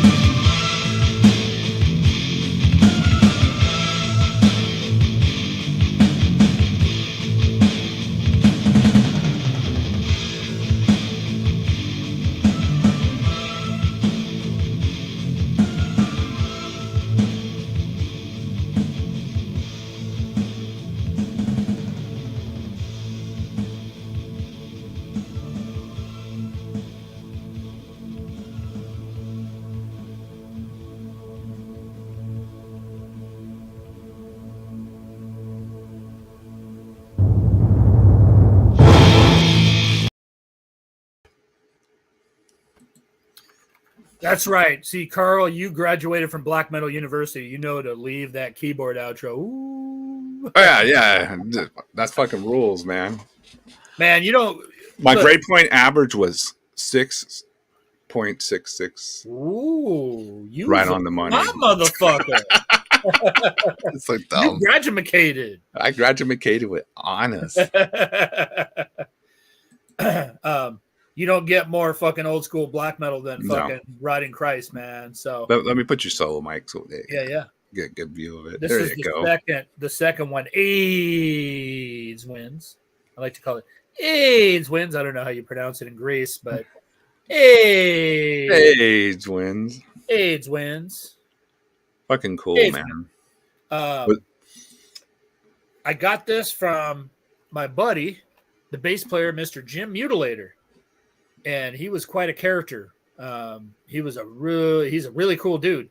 Actually, it's funny because I ran into him on Facebook. I mean, it's been years now, but it was probably a few years after I jumped on Facebook.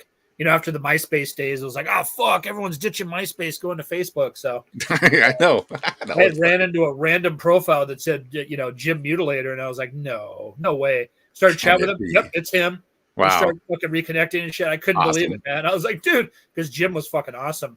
He was with Riding Christ since the old days when they were like the noisecore, grindcore band, you know, and he stayed with them up until I think the Passage to Arturo album, which fucking rules. I know he left the band at some point. I don't know. Again, we don't fact check on this fucking show, so kiss my ass, motherfuckers. If you're right, if it's really like, you know, scratching your hemorrhoid, you can leave a thing in the comments later. I don't really black care. Metal groupies and black metal nerds fucking let us know what's up. We ain't gonna go there. I'm going by dead brain cells and shit, and there ain't much left, man. But Jim fucking ruled, dude. He's fucking he actually was the one that connected me with the Greek black metal scene, and one of my favorite fucking demos we'll talk about later. But yeah, dude, he fucking sent me a tape that had Verathron on there and Necromancia, and like, dude, I was fucking I was floored by it, you know, because like as far as like that whole Greek swampy sound, it's still alive to this day, right? Because I know Rotting Christ has moved past that. They still have some parts, and I know that they play some sets where they do the old stuff, but Verathron is still legit swampy Greek black metal, dude. They sound pretty much exactly the same as they fucking sounded back in the fucking the early 90s. So, this guy said they fucking destroyed it last year's Destroying Texas Fest, by the way. I heard, man. I heard. So no, that's fucking beautiful, dude, because I didn't get a chance, you know, obviously fucking we chat about this. It's so, for a while there it was hard to get me on fucking interviews and shit like that because I was working weekends for a fucking long ass fucking time, dude. I fucking I remember like 2-3 years because you were saying, hey, let's get you on the show. Dude, fucking I can't really. Yeah. I get like Mondays and Tuesdays off and it fucking blows, you know. So I was always working weekends, and but I was fucking I couldn't make the Verathron show, but my buddies told me, oh dude, you would have loved it. David from Ruin, he went and fucking was like, he was just shaking his head, dude.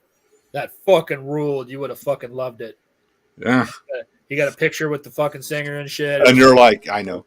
Yeah. I know. Shut up, asshole. I fucking hate you. Exactly. I'm all jealous of everybody. Fuck you. But yeah, that's like one of those bands that fucking stands the test of time. They stayed fucking exactly how they were. And, you know, they don't have the commercial success of like Rotting Christ, which, hey, whatever, man. You know, it's all good. I know Samael fucking changed too. I know they're not from Greece, but you know what I mean? Like a lot of the black metal bands did change. They did it. Like Yeah, they did the bands, change. You know? They got commercial. They got, you know, some of them are like almost like experimental bands now. All of a sudden, you know, it's kind of totally different what they were, but they definitely can't deny the old days, though. I mean, from what. But I mean, dude, that fourth night of Revelation. Let's say hello to Mia. His daughter is watching. Says my kid is watching. Mia says hello. Mia? Hello, Mia. Have a good day. But yeah, like I said, man, you don't get more old school black metal than Rotting Christ. Fucking the AIDS wins, you know. Unbelievable. I mean, I the Satanist Tedium demo is my favorite for sure. That first one, you know. I think we played that last time. You did play it. Yep. I believe so. I know our boy Lewis from Obesiance was saying that on one of the posts, like, Satanist Tedium, and I was like, I think we played that last time. Undeniable, man. That's such a huge influence on Ruin or whatnot. That first demo, it's definitely fucking more fucking just straight up fucking simple barbaric fucking black metal in that sense, more battery. Yeah, more. With this release, they fucking branched out a little bit. Fucking, you could tell they were getting that grumpy riffs, you know, that Greek sound.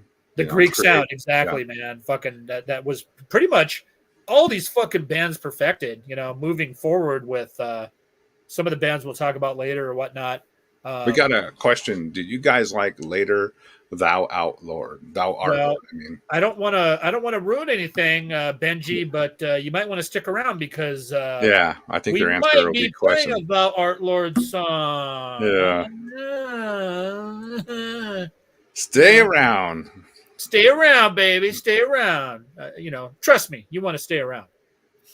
But hails to Greece, hails to Jim Mutilator, and I know I think Bart wrote to Sakis from Rotting Christ 2, and one of the Verathron guys. I didn't, but he said those guys are awesome. The Greeks they were always great, man. They were always great, and the Greek black metal fucking rules, man. So got their own sound, dude. Hails to them. Paved their own way. But now we're gonna go to Norway. We're going north, huh? Let me see who you got here. All right, there we go. Dun dun dun. All right, everybody go to Party City. Get your costumes ready. We're gonna play some Hold Immortal. Here we go. That's right.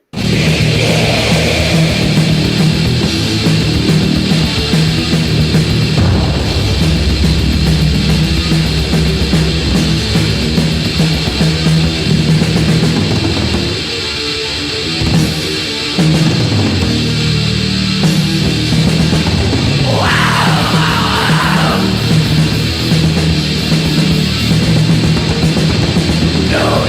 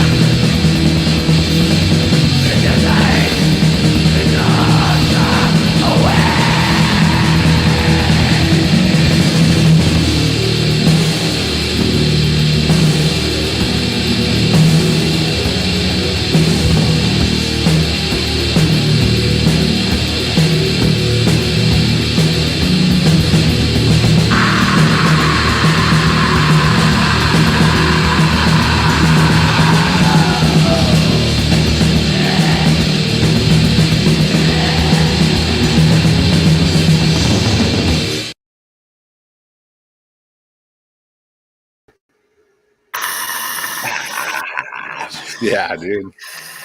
I know. Hey, listen, you motherfuckers out there. I know, like, people don't take Immortal serious anymore as far as black metal goes, but Yeah. they were the fucking shit back then, man. I mean, that picture with the Norwegian flag that showed up Oh, on, yes. woo, fucking, that was fucking brutal, man. Dude. That's And fucking it's, iconic picture. you say that, and it's so true because, like, even when I was, getting to my second wave, whatever it is, black metal, I found Immortal like the most like kind of mysterious and like, what the fuck is going on with these guys? Because they weren't like blatantly satanic. They had their Sure. own weird mythology going on and all this stuff. And I don't know, man. I was more fascinated with them probably. Like, who are they and what the fuck is this? Yeah, Like, and remember the Fuck Christ tour yeah, with Blasphemy and Enslaved, I think.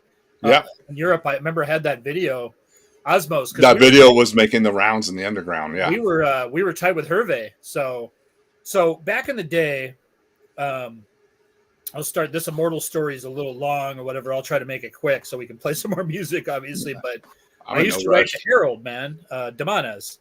And Harold fucking ruled, man. He was an amputation. And remember that demo, Achieve the Mutilation? Fucking dude, it's a fucking pretty cool death metal fucking demo. I know Norway's never known for death metal, but they had a good death metal scene. Fucking Amputation. They had some good bands, dude, that were before Abominator'S Funeral. Converted everyone. Yeah. Sure. Yeah. Totally fucking flipped or whatever. And we all know the history, man. We don't need to go over that shit. Yeah. But Harold was just an underground maniac.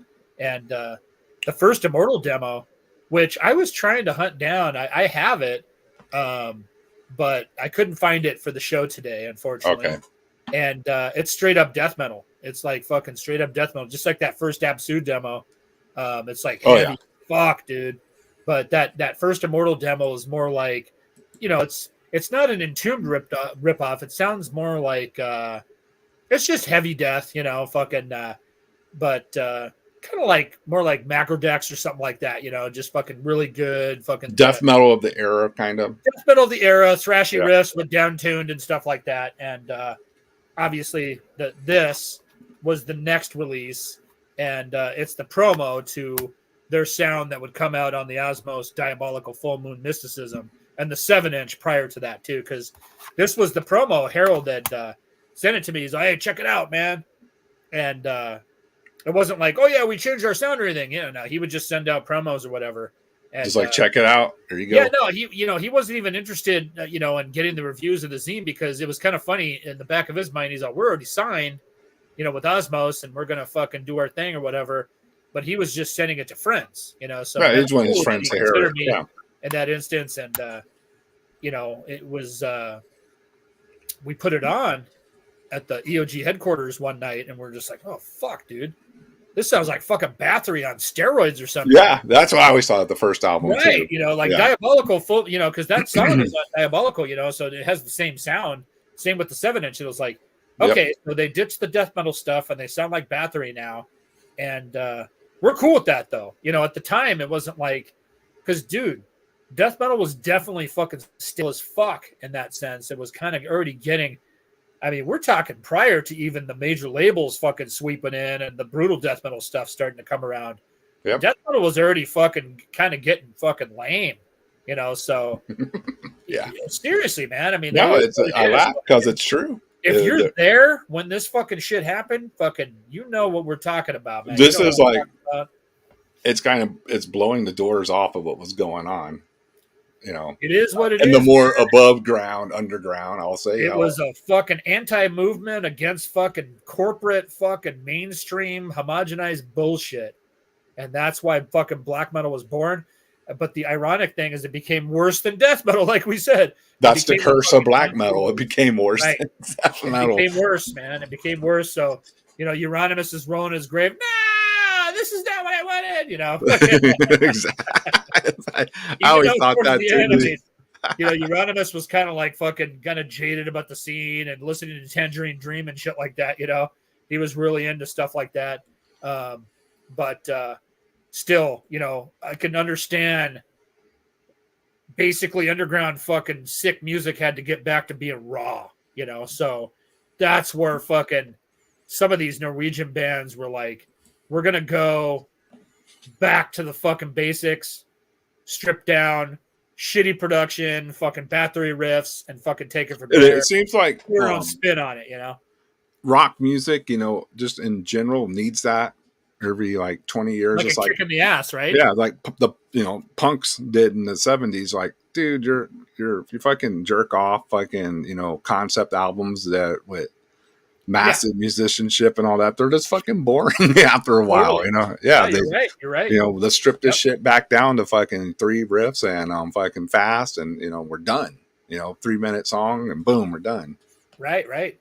Yeah, and it was interesting too. Like back in the day, once Hervé started doing his thing with Osmos, our friend Rochelle, she worked at Century Media, and she actually formed Century Black. And so that was the black metal sub-label of Century Media at the time. And, she's from here in LA. And so she started signing, getting bands hooked up or whatnot. And I don't think, I know Mayhem came out on Century Black here in America. Yep. Obviously the infamous debut. Because once all that shit blew up, I remember there was a friend of mine. Who were the Century Black? The Emperor Mayhem? Emperor Mayhem, and I think one of the Immortal albums. I don't know. I don't know if it was Diabolical, but it'd been the second one, the Pure Holocaust. Yeah, that's released out here, which rules too. It's fucking like it's like grindcore. That's a fucking grindcore album, dude. That's not even it's fast. Yeah. When that shit came out, I was like, "Holy fucking shit!" Fast and flying double bass and like what the? There's fucking like Empire Strikes Back riffs in there and shit. Fucking like, holy shit, that fucking album ruled. Fucking, it was mind blowing. It was like, motherfucker, dude, this fucking rules. Yeah, definitely aggression level went up. Yeah, for sure. And then bands like Dark Funeral and some of these other bands started fucking taking that, moving at even crazier speeds. Yeah, for sure. The crazier speeds and whatnot. I know. Rochelle definitely was influential with getting Mayhem and Impaled Nazarene their first shows here in America, so we were getting a lot of hookups through her or whatnot, but we were already, like Extinction of God, Bart and I, we were already kind of connected in the scene, through the fanzine and whatnot. So we already knew some of these cats, but as far as when that shit blew up or whatever, so that whole Immortal thing, let's fast forward to like a few years later. Immortal opened for Manowar here in LA at one of the big venues out here and just annihilated Manowar, man. Same thing happened here. And it was in Dallas. We had that show. I'm cool with Manowar and whatnot. I'm not a huge fan, but Immortal just made them look like a bunch of fucking punks, dude. I mean, fucking unbelievable. I know Manowar is cheesy as hell, and I love them. I love Manowar. I'm on record. I'm going to do a show with Dylan one day, a whole fucking Manowar show. Dude, the Manowar records are fucking unbelievable, dude. They're classics. Yeah, Immortal smoked them that night. I mean, it was just like, yeah. Now, you can't, real quick, you can't fucking be egotistical and fucking be fucking sleeping on your laurels and play metal or punk or anything extreme music because you got to stay on your toes, man.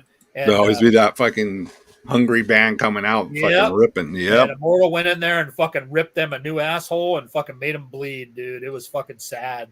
It was sad. The cool thing on the Dallas show, it also had Absu on the bill. Oh, nice. So yeah, that was a nice band. A nice little bonus. I have the Absu and Magus demos, and I was going to include them here, but that to me they're like straight up death metal, so that'll be a separate fucking thing. And yeah, don't worry, motherfuckers, we got a lot of fucking demos to cover. There's a lot of shows in the future. Don't think this is. There's a lot of demos out there, folks. Fucking Immortal. Look, man, say what you want about them. At the end of the day, that fucking early Immortal stuff, and you know what? I don't care what anybody says. Sons of Northern Darkness is a fucking heavy metal classic fucking album. It's like perfectly produced, heavy, black metal, fucking death metal, whatever. Everything about it is just a fucking heavy metal classic. And it's still, I'm a Diabolical guy, but Sons of Northern Darkness is my second favorite fucking Immortal album. And I love the early shit too, obviously, the fucking promo and, you know, the death metal demo that Harold sent me. And if I was like, someone said, what Immortal album should I listen to first? I might give them In the Heart of Winter.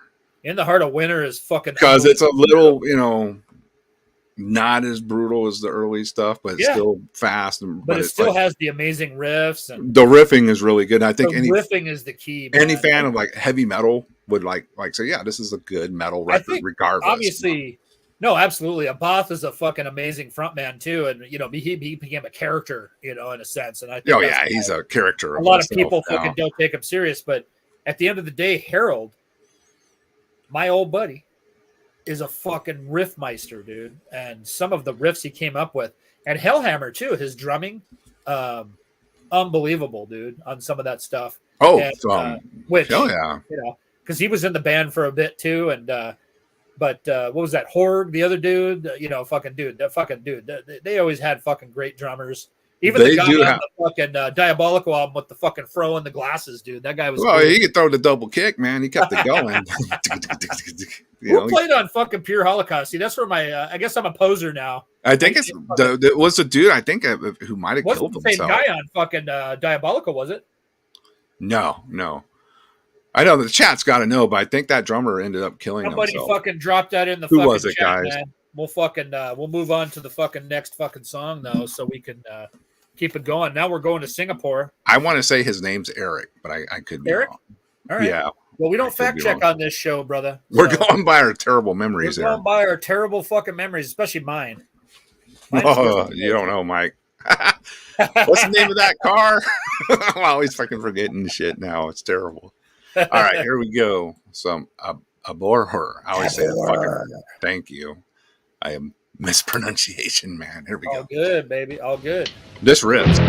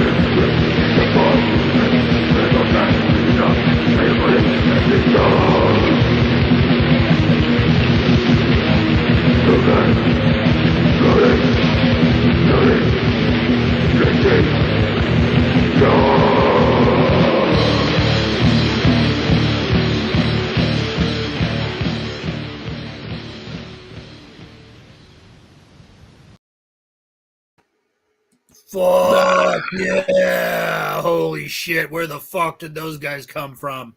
No shit, dude, from Singapore back Just then. fucking brutality, man.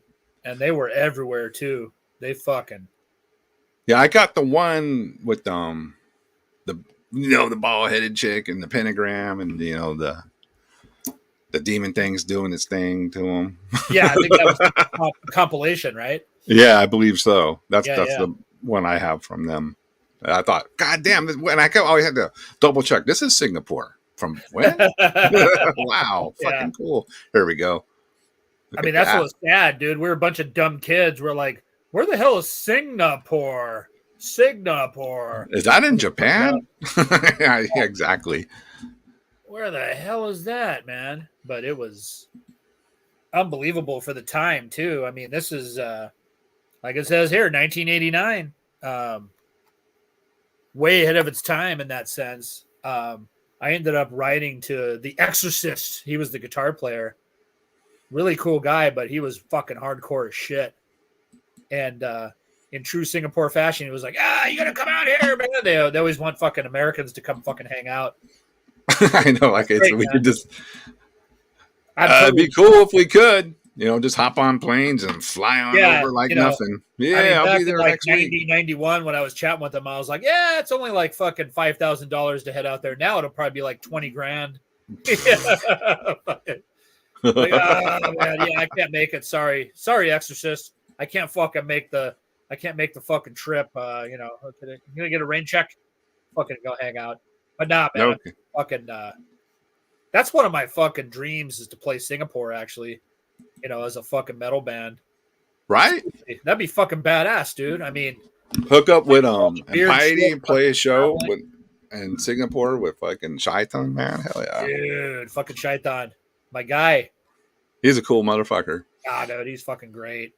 Fucking Gravehill got lucky to do some fucking shows with. Yeah, I saw that tour in San Antonio. The Grave Oh Hill. no, that was. I think I was out of the band by that time. We did. Yeah, West Jason Coast was hit. thinking. Yeah. Were you in They them? did a second. They did a second fucking run. Ah, too. gotcha. Yeah. No, it's all good. Fucking yeah, that was. I heard the San Antonio show and the Houston show are fucking great and all that. Yeah, see, people are talking about it. We did when I was in Grave Hill. We actually had the Witch Haven boys on guitar because Matt and Rob just left to join Exhumed and get Exhumed going. So I think you and I talked about that. Like, yeah, they just fucking bailed, man. It's all good. Fucking. So we know the right, well, yeah. 2011, dude. Well, yeah, what can you do, man? Your buddies fucking want to go fucking tour the world, and that was our TA issue, in right, yeah. I think you and I talked about this years ago, man. When that went down, it was like, fuck, what are you gonna do, man? Because you can't really be too mad, Nah, you can't be a piece of shit and say, "Fuck you, man." Fuck you for going and touring and go tour the world. Yeah. And go from being like mega broke on tour to at least like, affording to be on tour. You could actually go to a fucking restaurant, fucking, nah, dude, fucking. Yeah, you can't. I'm definitely not a hater, man. I was so fucking proud of Rob at that point and always happy for Matt because he's an old friend. And Rob's my little brother too. So it was like, yeah, dude.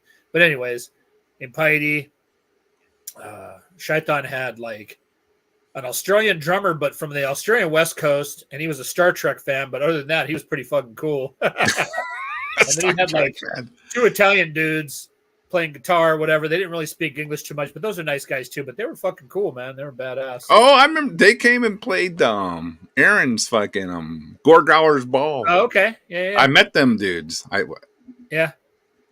Yeah, we picked them up. I picked them up from the fucking airport. Yeah, they're all those Italian dudes were cool. That one, the ball head ended up being in Gorgoroth or something. Oh, okay. Yeah, I'm sure. Yeah, I was like, wait. Yeah, there was the bald guy and the long haired guy. Yeah.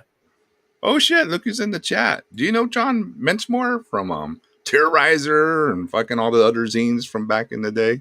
What's up, John? Good to see you, man. Fuck yeah. What's up, John? Yeah, I've seen that Mincemeyer name. That's a very unique name, but I've seen that name around for years. Zero Tolerance, Old Terrorizer. What else is John written for, dude? Yeah, what's up, John? Hello, sir. What's Write up, about bro? some fucking shitty black metal that Mike and Carl are playing. Yeah. Yeah, do a witching hour plug and manage just to sneak that in one of them articles somehow. There you go. So here's Okay, another here we go. band. Look at that. Metal Hammer USA and others. Yeah, There you Mike's go. the man, dude. There you He's go. been all over in metal press. Look at Fuck that. yeah, man. Well, thanks for joining us, John. Here's another band that people, oh, that's not black metal, whatever, this and that. But whatever, man. Carl, you know about this band. I think I heard of them, bro. I think I you heard might of them know. too. Yep, I think I heard of them. Let me jog my memory and play the track here. Let's see. Put it on. Oh, the fucking intro. Got to have the intro. Oh yeah, it was one. Don't skip the.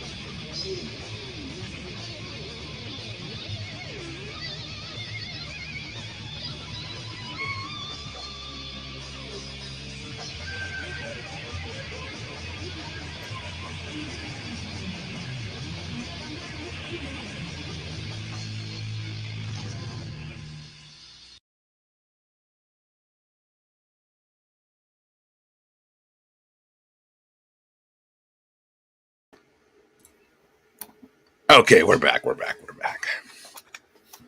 Whatever, play the whole fucking thing, man. I really could have too, because every time I hear it, like more. Fuck yeah, that demo. That's another one. People, you can't just pigeonhole it. It transcends. It's evil as fuck. It influenced everything, and that's why some people they don't understand like how fucking awesome shit is. I know that Necrovore only did the one demo, but that's how fucking amazing that goddamn one demo is, and how fucking landmark fucking that made on the fucking scene as far as underground music. Like, it's just unbelievable that it's rare that a band puts out a 4-song fucking demo like that, and is still to this day, we're just shaking our heads. Yeah. Like, it's just, and that's the thing, like, it's not necessarily straight black metal, but I'll tell you what, man, it influenced all the black metal stuff, and it's got the fucking evil vibe, and fucking Joe's doing that fucking shit at the fucking beginning of the intro, man. It's fucking undeniable. Hey, look on Euronymous' Les Paul. That'll answer your question about Necrovore. Goddamn right. And you fucking started the whole fucking movement in that sense. So, who actually saw Necrovore live? I did. I seen them live, and I saw them rehearse. And I was a goofy ass little thrasher kid, and my friend Chris. I already knew about them, and I knew they were awesome. I went to their rehearsal, and I was just like, I'm out of my fucking league here, dude. This is fucking, these dudes were, real deal death metal, for the time, dude. 87 or what? Yeah, it was 87. Right. And I was just like, or was it 80? It might have been between 87 and 88, somewhere in there. You know, Yeah. When Same they had, era, man. yeah, It's they all had late 80s. Javier on drums, and that's the first time I saw fucking like bands rehearse with like full stacks, giant, you know, big bass rig, and I mean they practiced on the Legit. He lived on the west side of San Antonio, so usually they always have the little garage separate from the house, so they have the, you know, the garage all fucking studioed out, you know, from their fucking band, PA and everything. So, you know, Mutilated Death, and it's like I just feel it, like, God damn, dude, what the fuck? And then John screamed, it fucking shook the fucking building, dude. Like, me and my friend Chris were like, holy fucking motherfuck, this is, you know, this is the future. You know, we were just like, dude, there's nothing touching this shit. That's how we felt. And, you know, I was, you know, you just knew, you know, like when you had that feeling like, damn, you know, I'm behind, dude. I don't even know where to go. You know what I mean? Because they were like, these were riffs that were not like at that time happening. Inhuman. Yeah. No, I mean, the recording's Inhuman. You know, it's like, what the fuck, dude? Who's making this music? These are fucking straight up barbarians, but and John looked like a fucking barbarian. They were all big guys. Yeah. You know, couple maybe like, yeah, probably about maybe 4 or 5 years older than me. So, you know, the big difference between 17 and a 22-year-old, you know. Absolutely, dude. That's a John had the fucking ear and the fucking muscles, and Ross was a big motherfucker. And I can't remember if Jorn was jamming with them or not, because or you know, if he was in the band at that time, or I can't remember Jorn from that. Yeah. He might have been there.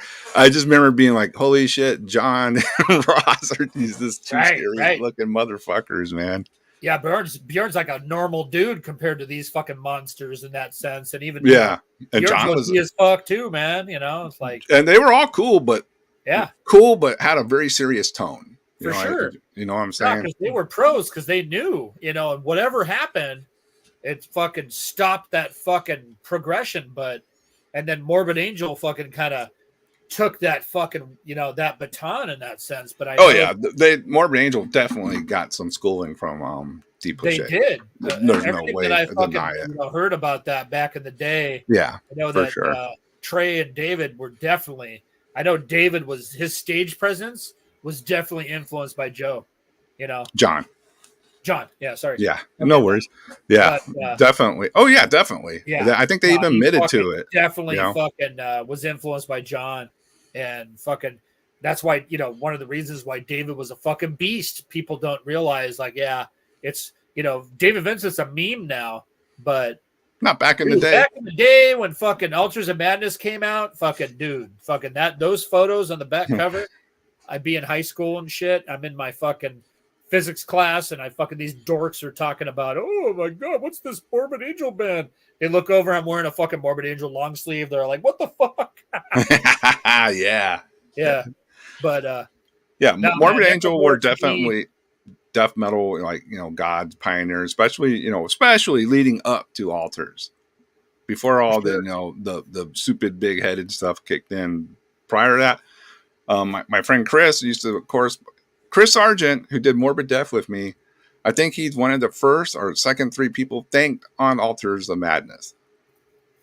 He was like, you know, fucking, he was tight with them guys, and Chris was also tight with the Necrovore guys back then too. Oh, nice, man. So I always fucking kind of like got her. I don't know if he got them in touch with each other. I can't say. I don't know, but Chris was like a key figure, you know, for the San Antonio underground, especially with his Morbid Death zine. He was this, you know, on contact. Like, you know how you find out, right? You know, that's how you did it. Well, that's how I met Wes Weaver. Rest in peace, Wes. Who's also thanked on Altars of Madness. He's on Thy Kingdom Come demo, and that's so is Chris.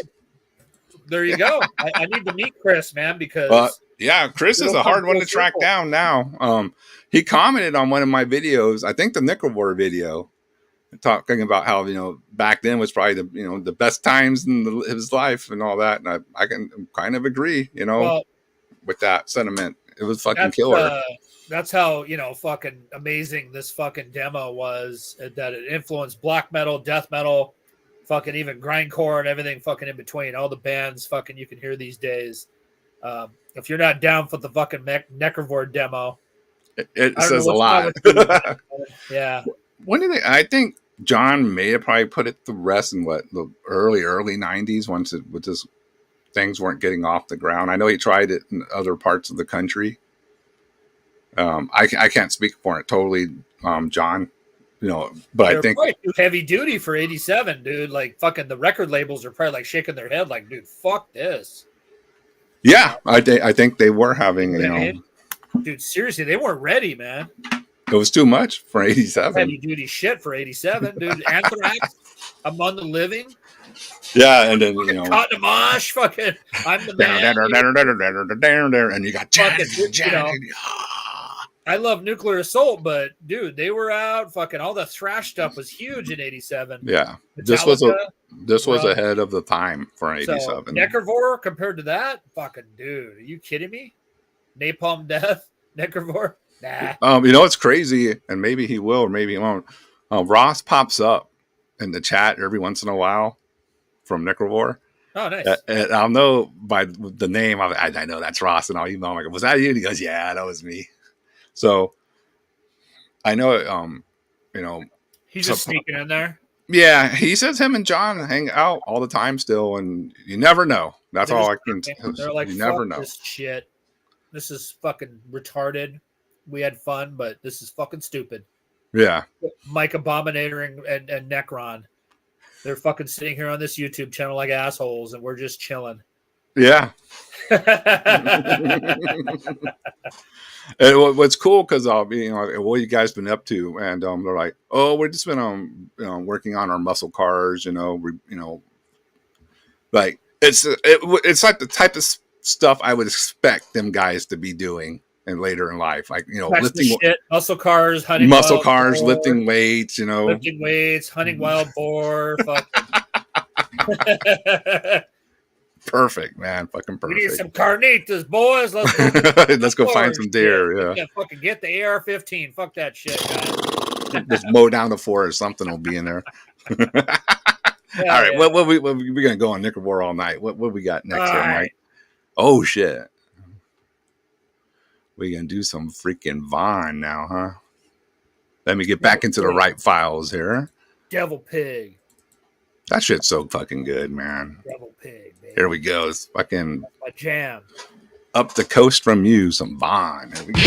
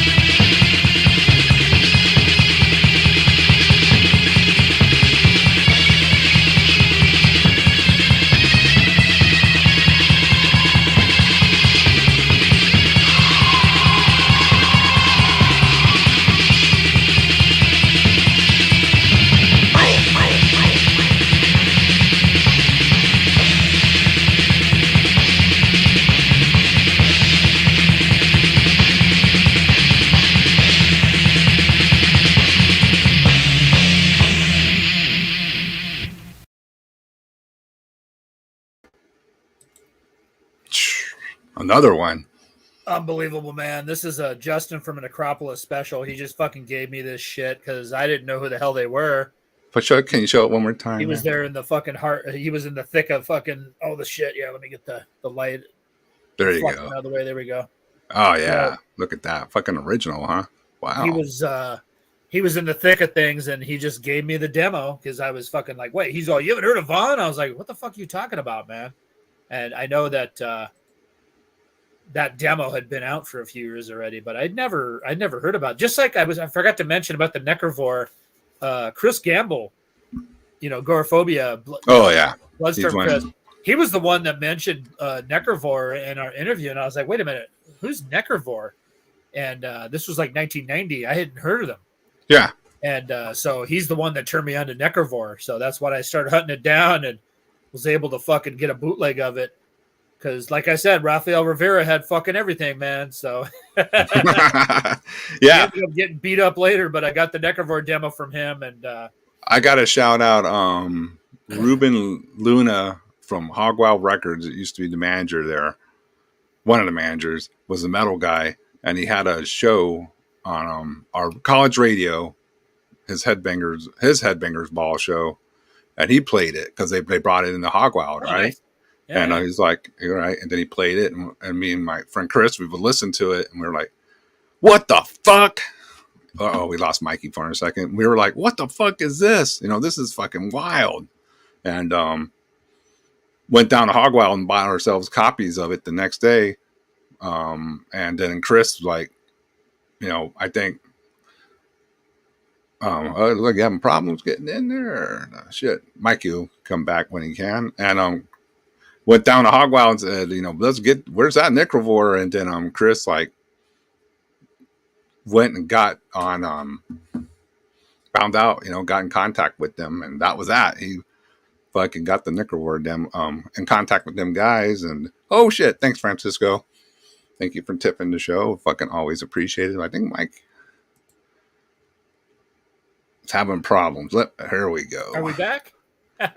Yeah, you dropped out of the scene. Oh, my bad. Is that on my end? Sorry, everybody. Yeah, let me see if this boots you out. Just hop back in because I got to remove the other link. I think it was a bad link or something. Hold on, let's see. All right. No, we're good. Oh, there we go. Yeah. Sorry, everybody. Sorry about that. But that was just California internet. I was trying to talk and like figure out what the fuck was going on at the same time. Yeah, I just kind of pumped up. I forgot, what were we talking about? Vaughn. And I went on my tangent about the hearing Necrovore, but no, finish your Vaughn, because you dropped out. Anyways, real quick about, like I said, I don't know anything. Turn me on to Necrovore real quick. I was able to fucking hunt that down. But yeah, Vaughn, I didn't know what the fuck, anything about that band. But like I said, Justin was so in tune with the black metal, Black Death fucking shit. He's like, dude, you haven't heard Vaughn? Just like the same thing. Have you heard Archcoat? I was like, you haven't heard Vaughn? I was like, come on, man. Fucking, what do you got? And he played it for me, and I was just like, fucking, oh man, I love this shit. So he just gave me the fucking demo. Come on, dude, are you serious? So I don't have another Blasphemy fucking hoodie. No, yeah, you're good. No, just like I said, Justin was the shit, dude. He was fucking such a great friend. That's he didn't cool. Give a shit. He just knew how excited I was of this pure, raw, fucking unhinged. This is like hypnotic, fucking trance-inducing fucking black metal, dude. It's so fucking cool. And then when Joe was in Autopsy, I just would fanboy, because I've known Reifert forever, dude. He's a fucking good buddy, and met Cutler, thankfully, around the same time when they reunited. And Autopsy played with Bolt Thrower at this really big venue down in Pomona in Southern California. It was a huge show, dude. It was, it was like one of those theaters, like it was capacity and fucking, it was just nuts. And it was like Benediction, Autopsy, and Bolt Thrower, right? So everybody into metal in Southern California was there, from the Bay Area to San Diego. It was just one of those things, I don't know if there's 10,000 people there, but it seemed like it. It seemed like a Laker game or some shit. Oh, nice, man. I made a beeline to backstage, and I had to hit up Joe about the goddamn Vaughn fucking fucking project. You know, the bot, you know, like, dude, what the fuck? That was Oh, we lost him again. Son of a bitch. When I heard the rest of the story, I was want to hear like what happened. Why did they do this one fucking demo thing, and that was that. Here, let's see. Hopefully, oh damn, he was. You were back for a second, and then you dropped out again. Let's just keep waiting, Mr. Abominator. He's too much for the fucking internet. Dun, dun, dun, dun, dun, dun, dun. Okay, let's see. Okay, you're back now. wow. This I don't know what's going on. Yeah, I don't know what's going on. Yeah, I'm trying to see is it on mine, but hey, I got a new router. Yeah, dude, I don't know. I installed today, and it looks like my uploads are holding up. I'm looking at my internet, like when it crashes, and we're good on my end. So yeah, who knows, man? You know. It may be StreamYards is fucking up. Could be that. Yeah, bastards. It's Saturday night, and I'm sure they're fucking busy trying to process all these streams going on. Right. Let's play a jam so that we don't have to have this happen. What do you want to hear next? Well, let's see. What do we got? I think we're yeah, we still got some jam. Finland. We're going to Finland. Finland. Impaled Nazarene, baby. The There gods. it is. I got it. The gods. Here we go. Hell. Francisco, get ready. I know he loves them so much. Francisco, baby. Our boy.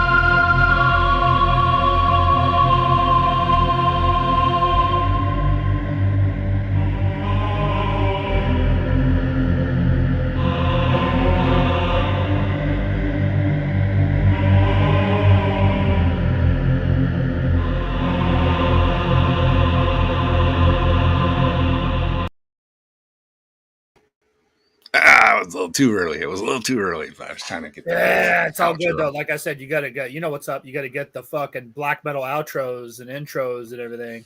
Fuck yeah! Look at that, dude. So, how did you acquire this amazing fucking demo? This fucker. It was interesting because it kind of came out of nowhere. You know, fucking Norway was kind of fucking raining at the time.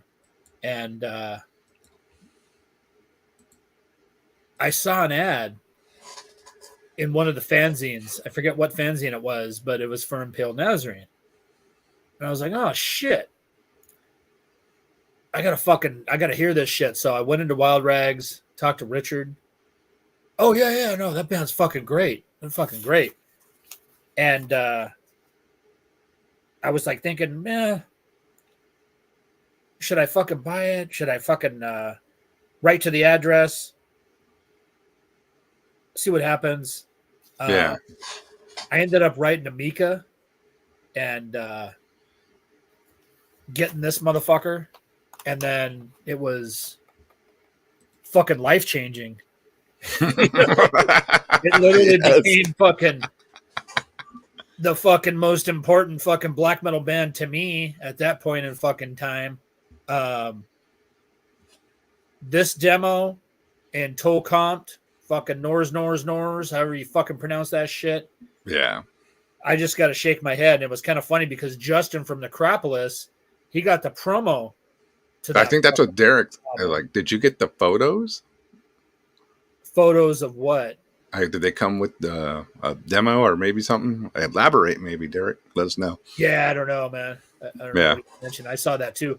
But it was like when Justin played me that fucking... when Justin played me that fucking promo of the fucking album, it was like the fucking demo on steroids. Usually the demo is better to me. You know what I mean? Like, I'm one of those... Yeah, I mean, I know it's the cliche, but...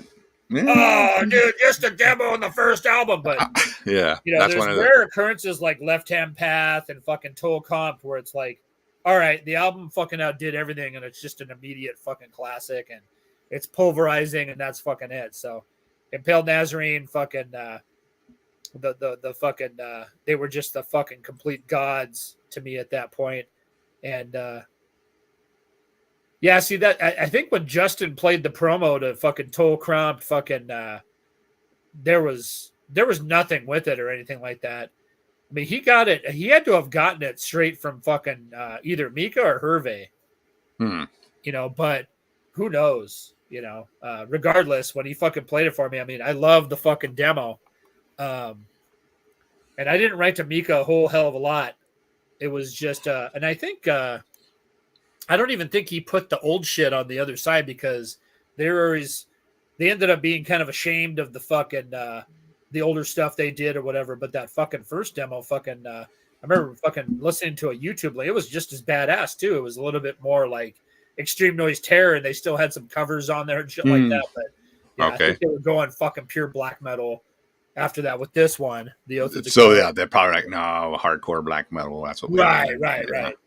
Yeah. Hey, before we continue on, I just want to promo this before I forget, because that's usually what happens.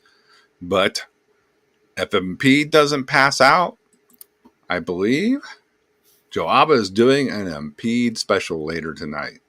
Oh, that's the legendary Impede right there? Yeah, it's Impede 23, yeah. That's when he said, I gotta go with some Slayer, when he was doing a Slayer request. So those are all his quotes. Right there. Nice. See, there's at the bottom. Gotta go with some Slayer. Dade, I only rent beers. Tell me a story. Fuck your Bibles. Fucking Impede rules. So be on the lookout for that later. Stay up, Impede. Do what you got to do. Don't pass out. Instead of Death Metal Podcast, we're going to get jamming out all badass. We'll send those links out to everybody. Yeah. I think Roy's at Jersey Death Fest being a Joyzy guy, so... Yeah, that's probably cool. Yeah. I haven't seen him popped up. That's right. He was going to be at the Jersey show. Yeah, he told you that. Hey, what's up, Leanne? Yeah, we forgot to say hi to Leanne earlier. What's going on, Leanne? Impede. I'm not innocent. That's another classic. All right, what we got next here, Mike? What do you want to All jam right, out? man. We're going back to Norway. Speaking of my old boy Fenriz, we're going back to the first demo, which was very black metal. Then they went death metal, and then they went black metal again. Fucking Dark Throne, All right, where the the fuck Land of is that? Frost. I know I have it. Give me a second. No problem. There we are, Dark Throne. Just passed it up. All right, some Dark Throne. Winds of Triton.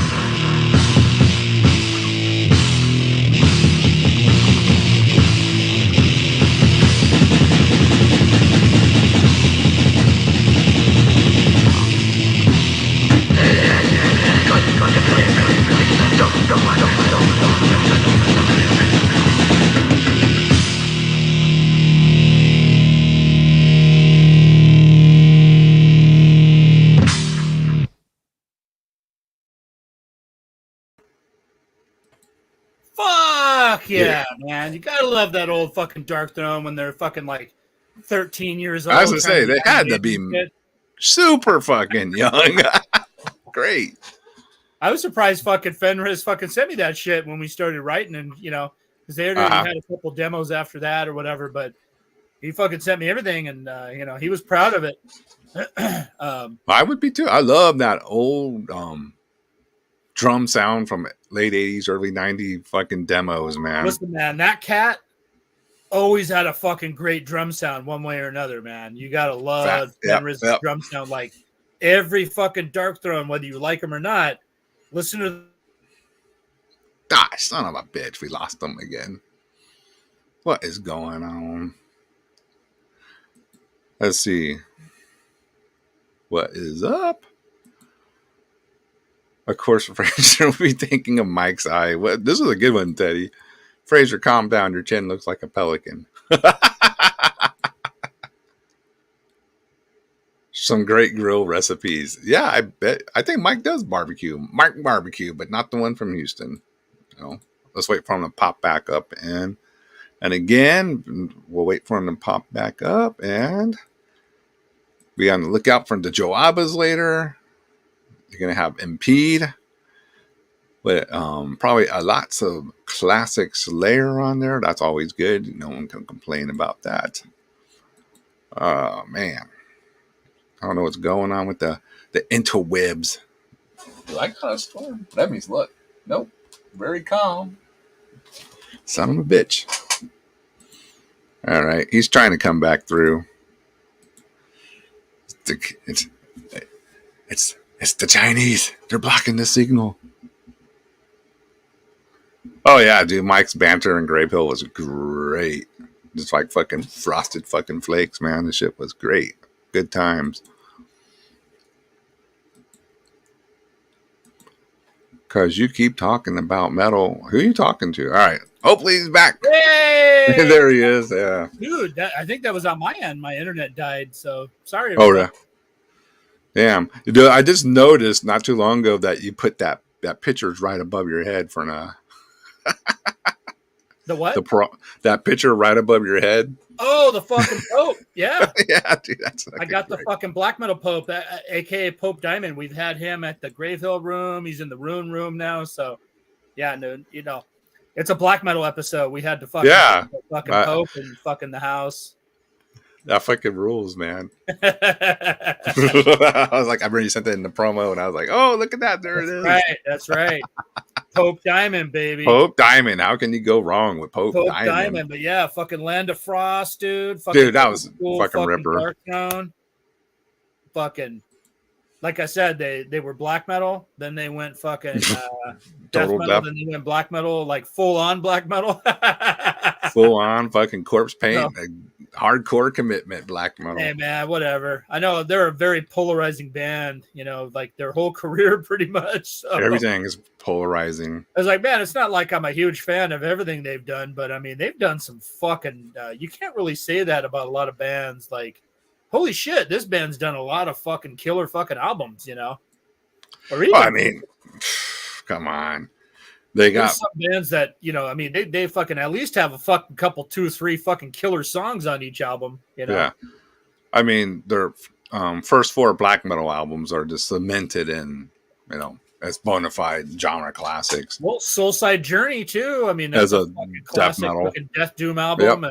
Yep. Like, and then, you know, I mean, for their, like, I guess, you know, their punk metal era, I do love The Cult Is Alive. I think that's a really killer record. Dude, I love Fuck Off and Die. Fuck Off and Die is good too, yeah. Dude, fucking the one after that too, Black Flags and whatever the fuck that was called. Oh yeah. What was the one that had the fucking where they just went jams too? And then Circle the Wagons is fucking classic, dude. I don't give a fuck what anybody says. The one where they did the power metal fucking song.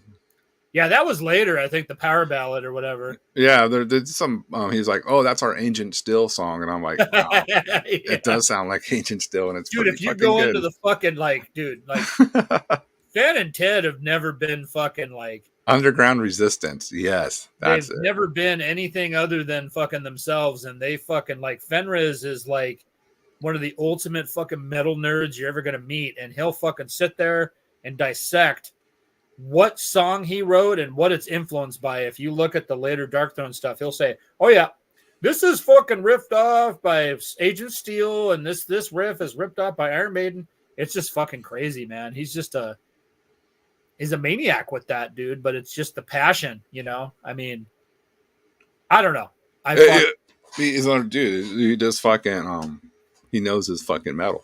I know the fucking guy, man. I know a lot of people fucking don't like him and fucking whatnot, and a lot of fucking black metal motherfuckers, you know, they think he fucking turned his back on black metal and this and that. And it's like, when we reconnected, he was kind of standoffish towards me and shit. And I was just like, dude, come on, man. Fucking, we know each other since the old days, man. All these fucking new weird rules don't apply, man. We're just you grandfathered them out. You don't gotta worry about that shit. He dropped his fucking shit, and it was like, yeah, you're right, man. I'm sorry, man. I'm just like, I'm tired of being fucking berated for fucking tournament, you know, getting death threats and shit like that. Like, dude, most of these motherfuckers ain't gonna do shit anyways, dude. You have nothing to worry about. So yeah, man. I mean, 0.0109 % might try something, you know, but other than that, yeah, I think they're gonna be all right. I mean, it's like, yeah, you know, you survived the era of the fucking church burning and all the fucking craziness and shit. So I think you'll be all good, man. Yeah, and Varg seems to like him. So right, there you go. There you go. Well, all right, what we got next? Francisco's gonna love this shit. Let me move my Profanatica. Okay, Profanatica. All right. Yeah, when I bring up my screen, it pops up right in fucking front of everything. Fucking Ledney with long hair and shit. That's the shit. All right. Oh yeah, get ready to fucking They're all fucking naked underneath their robes and shit. That's still, you know, like, who the fuck else is gonna take a promo pic like that? You know, yeah, infamous. Damn it, infamous. Here we go. The ladies still love the dude.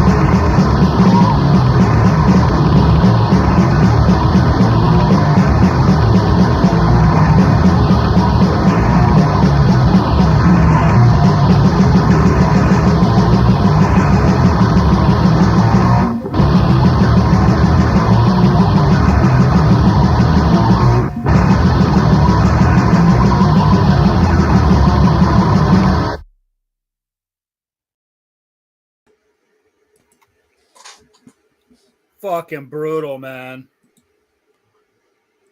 Weeping in fucking heaven, dude. Yeah. So tell us the story of that demo. Hey, shout out to Afterworld Records. I think Jason, he's still around, man. I think I'm connected with him on Facebook. He put out the Exhumed, Excreting Innards, Putrefact. I think he put out that Baphomet Boiled in Blood 7-inch. Fucking made the rounds back in the day. What else? I think he put out that Gourmet fucking 7-inch, which is now legendary. fucking Putrid from Finland. But yeah, he put out this fucking Profanatica tape, and I had already got the demo, and got this. Like I said, it's a blur. So I definitely Yeah. worked with Jason, back in the day, and I'm connected with him now. I don't know if he's watching right now. I sent links to him and shit like that, but Profanatica, like, you can't really fucking start talking about United States black metal without No. Profanatica. It's kind of like a no-go if you They don't bring were up pretty much Profanatica. fucking the forefathers of that shit. I mean, whoever fucking started first, this and that, I don't give a fuck, man. Fucking Profanatica fucking were the fucking burliest, fucking craziest fucking band back then that fucking started. They were doing it when no one else was doing it in the fucking United States for sure. And doing it pretty extreme very fucking extreme, compared fucking to violent, fucking pissed. this And disgusting blasphemy. disgusting, exactly. Like, just Yeah. what I know Paul talked about that on Francisco's jamming all badass fucking podcast, where they were really into punk and shit like that, and it shows. You know what I mean? It's like, you can fucking tell, dude, because it's fucking violent and fucking pissed off. And I know Ruin definitely fucking tries to fucking use that same type of punk energy in our music too. And I know when I can see that. Raul from Memento Mori Records, when he first signed us for John and Blood, he said that. He's like, dude, you guys have a punk energy about you. And I was like, dude, it's the Profanatica effect, where it's like, you can't really fucking notice it right away, but you start saying, wait a minute, these guys listen to Discharge and Anti-Scene and shit like that, man, for sure, because the riffs are just fucking pissed off, man. And Have that Profanatica aggression. Yep. fucking crushing in that sense.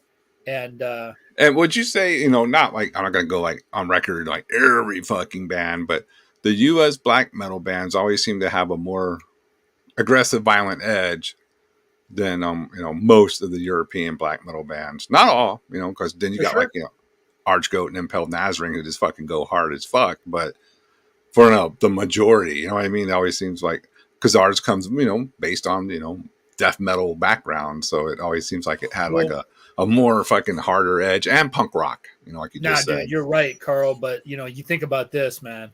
Like, Norway fucking blew up. Sweden and Finland had a chip on their shoulder. So that's why Marduk was so fucking brutal. That's why Impaled Nazarene was so fucking brutal. Makes sense. They were like, United hey, man, States, we're going to take... Dude, you know how us Americans are, dude. Fucking, you try to challenge us and shit. All right, that's it, fucker. We're gonna try to take it to the ballpark. Yeah. We may not always succeed, but we're gonna fucking try. Yeah. We are fucking the kings of fucking violence and fucking mayhem, and we are gonna fucking outdo you. So, hence, Paul Ledney's sitting there going, fuck this shit, and he's fucking, fucking.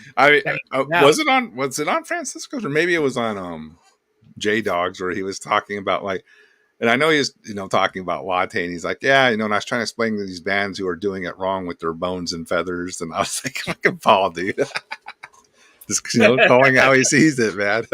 Yeah. Nah, man. I mean, it's interesting too, because Profanatica, like I said, Ledney was, I think Ledney was in a original Incantation lineup. Yeah. And when I first started writing to John McKenty, he was in Revenant. But the thing was, when I fucking finally got to John, and Revenant rules, by the way, and I ended up writing to Henry and, Prophecies of the Dying World and all those demos and the 7-inch and shit like that. They're fucking badass. But that whole fucking thing that was spawned from all that was fucking incredible, because McKenty was, he had Ledney and he had Romer and he had all these other, cats. It's crazy, right? Connected with in that fucking, that area. And he fucking basically fucking showed me all these fucking groups. And he was the one that showed me Profanatica. And that's how I got the demo. And that's how I, ended up keeping track of this release, The Weeping in Heaven, and fucking incredible stuff, you know, but it was all different too. You know, Incantation was different, Mortician, Revenant was Oh different, yeah, for sure. Profanatic was different, you know, and None of these bands sounded like Profanatica. no, Obviously total black metal, you know. had some Necrovore influence in their riffing for sure. It was like Necrovore was much more dynamic. Profanatica was definitely fucking very similar, but much more barbaric in that fucking attack that they had. You know what I mean? Oh yeah, It was like it way was more simple. It was like way more simple, way more black for sure. yeah, it was But a you get total here. fucking Bathory version of Necrovore in that sense. That's a good way of saying it. There you Yeah. go. Yeah. Fuck yeah. That's what they fucking reminded me of. It was like the early Morbid Angel Necrovore mixed with Bathory, very fucking punk rock too. You know, I was we loved Profanatic out here in LA. We loved them. We No fucking shit. loved them, and that's why they still draw a lot of people when they play here. There's a lot of fucking people that come see them. They Oh, have no deep shit? roots in that sense, you know. Nice. I didn't hear them tell the split with Massacre. Oh yeah, Massacre. Yeah, Massacre. If you want Massacre. Yeah. Um, That's how we separated them here in LA. That makes sense. Yeah, because people might think Camps what Massacre was the OGs, and then Massacre was the Colombians. I was in my apartment and Thornspawn was, I think, in its infant stages, right? And Big Link, the singer of Pius Levis, he came over and like, hey, I got some records to jam out. And I was like, yeah, cool, let's come over. Big shout out to all you guys, by the way, man.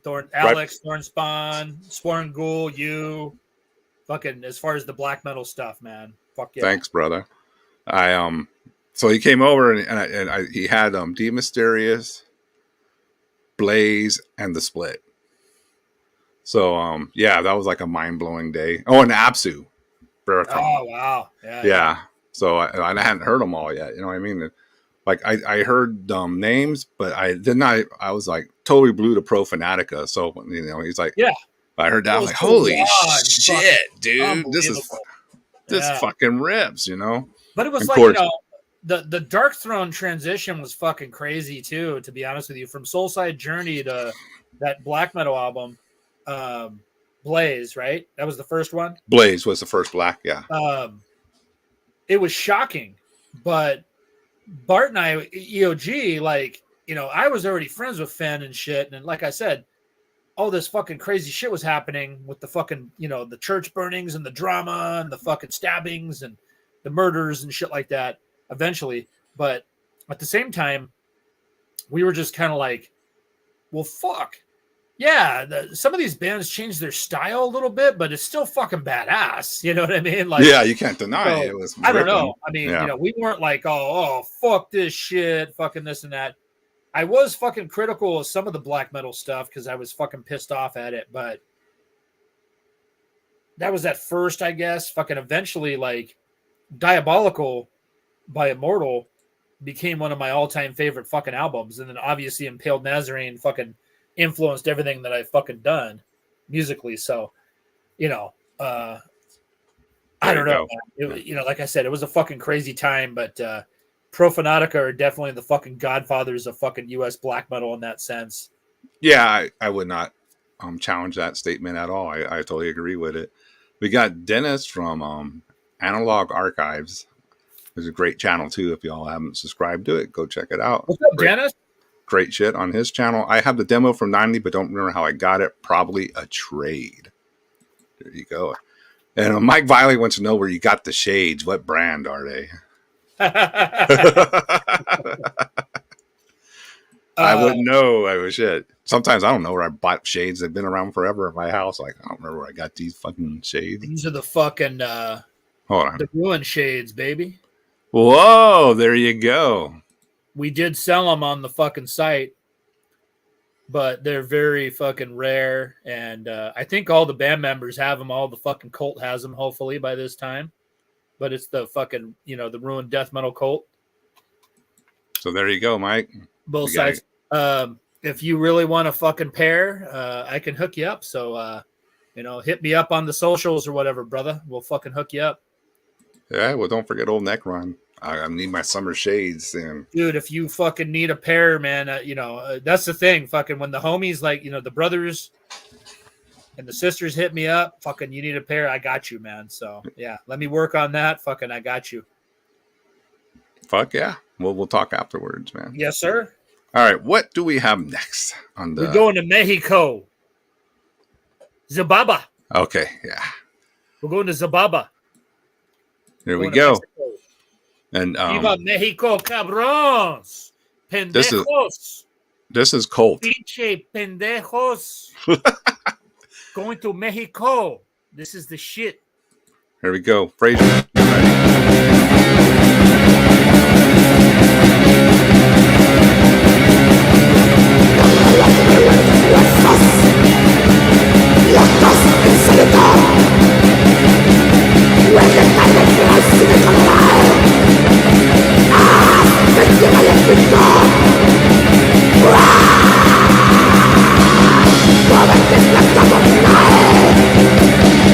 Dolores en Irakes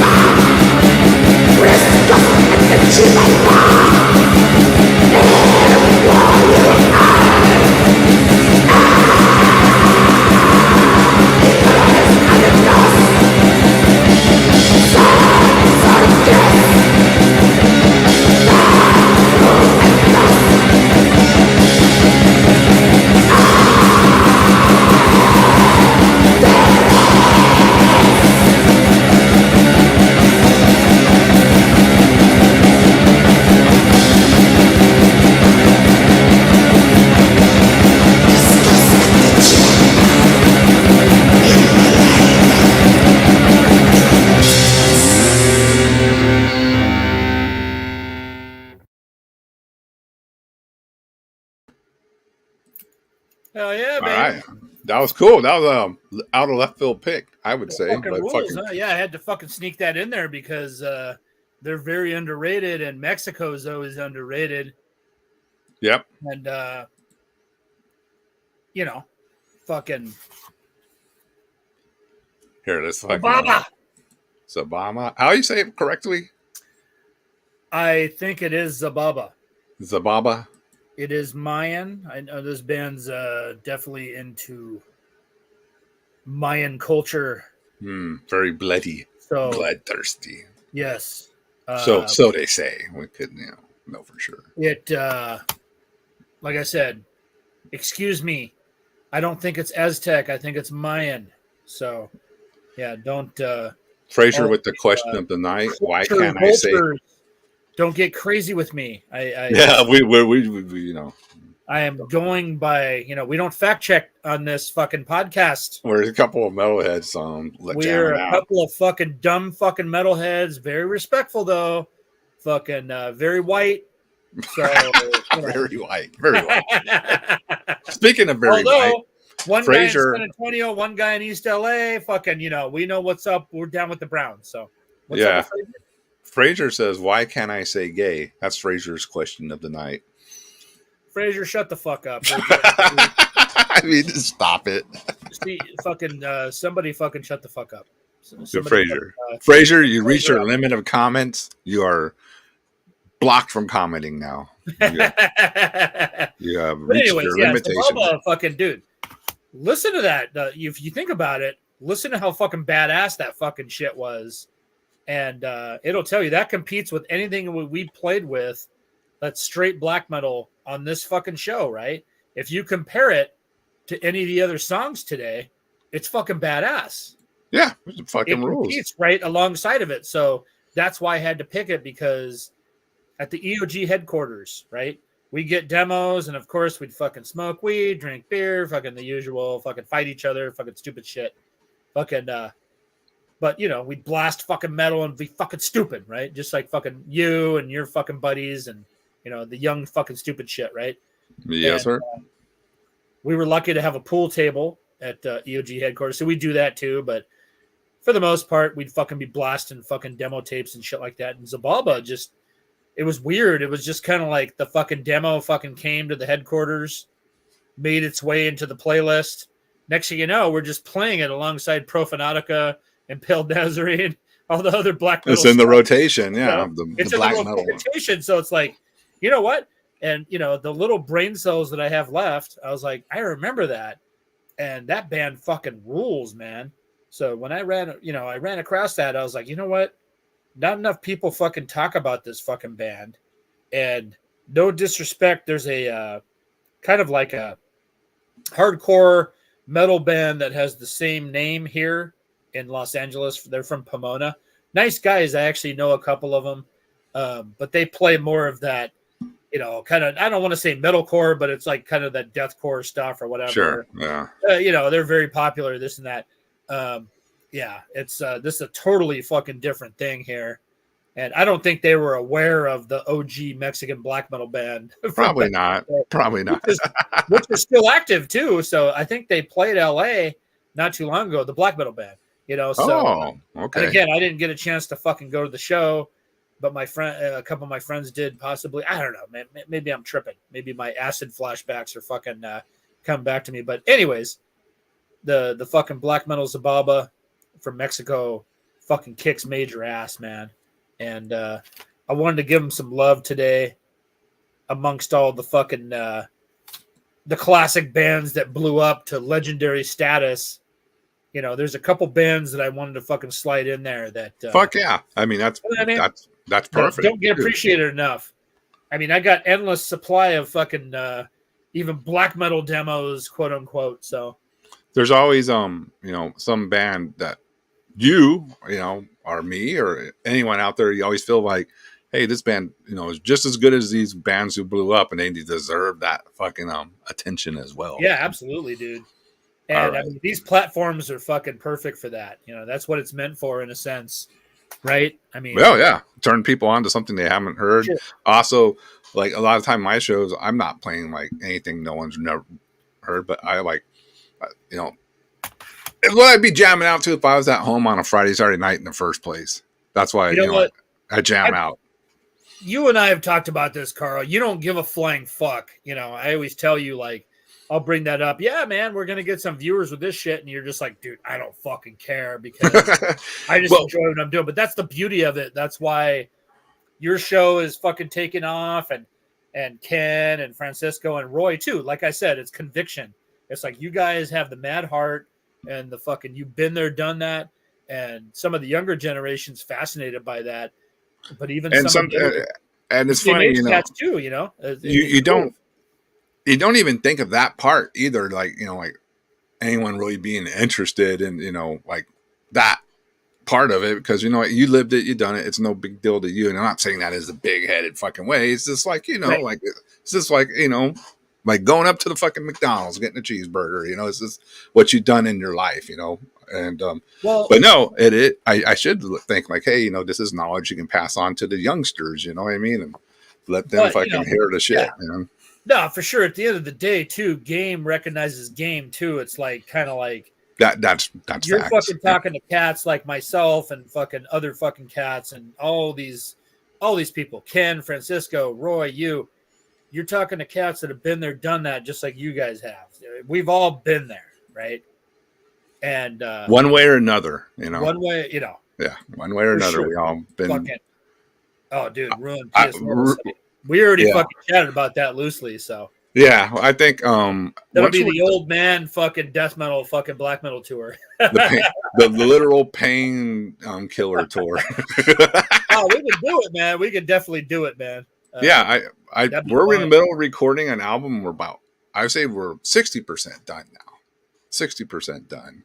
So we're in the middle of recording an album. We're about 25% done right now, man. So we ain't even close. After that, this year, we got Destroying Texas booked, and we got another. I'm so proud of you guys, man. That's so great. Yeah, I was really happy. You know, Carlos hit us up, and I was like, "Have you played it before?" With Hod, but not with Pious Levis. Oh, okay, yeah, okay. Yeah, no, dude, that's great for you guys. But actually, I played. Okay, you know, not patting myself. I played it early with Thornspawn when he first started him. I think the second one, and then did it with Hod. I don't know how many times with Hod. How many times? I was going to say, Carlos been doing it for years now, man. So, I think maybe twice with Hod throughout the years. I could be wrong, but maybe more, maybe less. And then now I'm fucking do it with Pious Levis with, you know, my brothers Link, Pallone, and fucking Keith, man. It's gonna be fun. Fuck yeah, man. Cheers to you guys. Well deserved. Like I said, fucking you too, brother. You almost handed us our ass in San Antonio. We had to check it up. We were all like, holy shit. Yeah, I've been in that position where you like the band, you know, like plays right for you. God damn it, they're gonna make us work now. You know, you gotta work, right? You know, it's just the way it goes. Nah, you guys fucking put on a great set, dude. I was in like, hell yeah. We had Ruin Live kicks ass. It's just, dude, you know, besides like real quick, you know, we'll get on to the next song, but you know, besides the weird scene politics of 2023 last year and now. With the rival promoters and all that bullshit, we had such a blast, and it was such an honor to fucking play with, you know, in front of the Texas heads and fucking dude, it was so fucking great. And that San Antonio show was such a blast having, you know, you, Jeff, and BJ, some of the OGs from the OGs from the early Great Hill 10-11 fucking experience I had. You know, personally, me and Rob were just so fucking like connected with you guys, you know, in San Antonio in that sense. It was fucking cool, man. It was like, it really meant a lot to us, man. And like, there's about a fight to go down and shit. And me and Rob are like, all right, man, fucking, what's going to happen, man? What's going to happen? You know? And Jeff is like, no. We're all good. Everything was squashed. We went up on stage and fucking performed. And man, you know, it's just funny. And then meeting Josh. Oh, shit, we lost them again. Yeah, I was at the flea market here in San Antonio. Outdoors, though. Outdoor stage in front of the flea market. Wasm Road. Fucking cool. He'll be back in a second. internet issues. He's trying to break through the Speed Force as we speak. He's popping in and out. That's what she said. But yeah, the Ruin show was really good. Fucking just killer fucking crushing set. I thought they have a certain unique deathly sound that's unique to them. Hands off my purse, I don't know you. I don't even know what the hell you guys are fucking talking about. That's hilarious. Ah, man. I think we're almost through most of them, but we got a couple left. Let me see here what he hasn't played. Or we might have more than I think. Oh, man. We're going to be here a while, folks. Yeah, we got some more jams to go through here.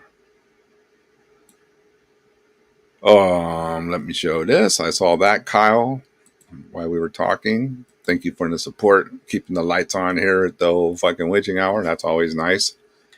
Pay my help pay the StreamYard bills and all that other things that go into this.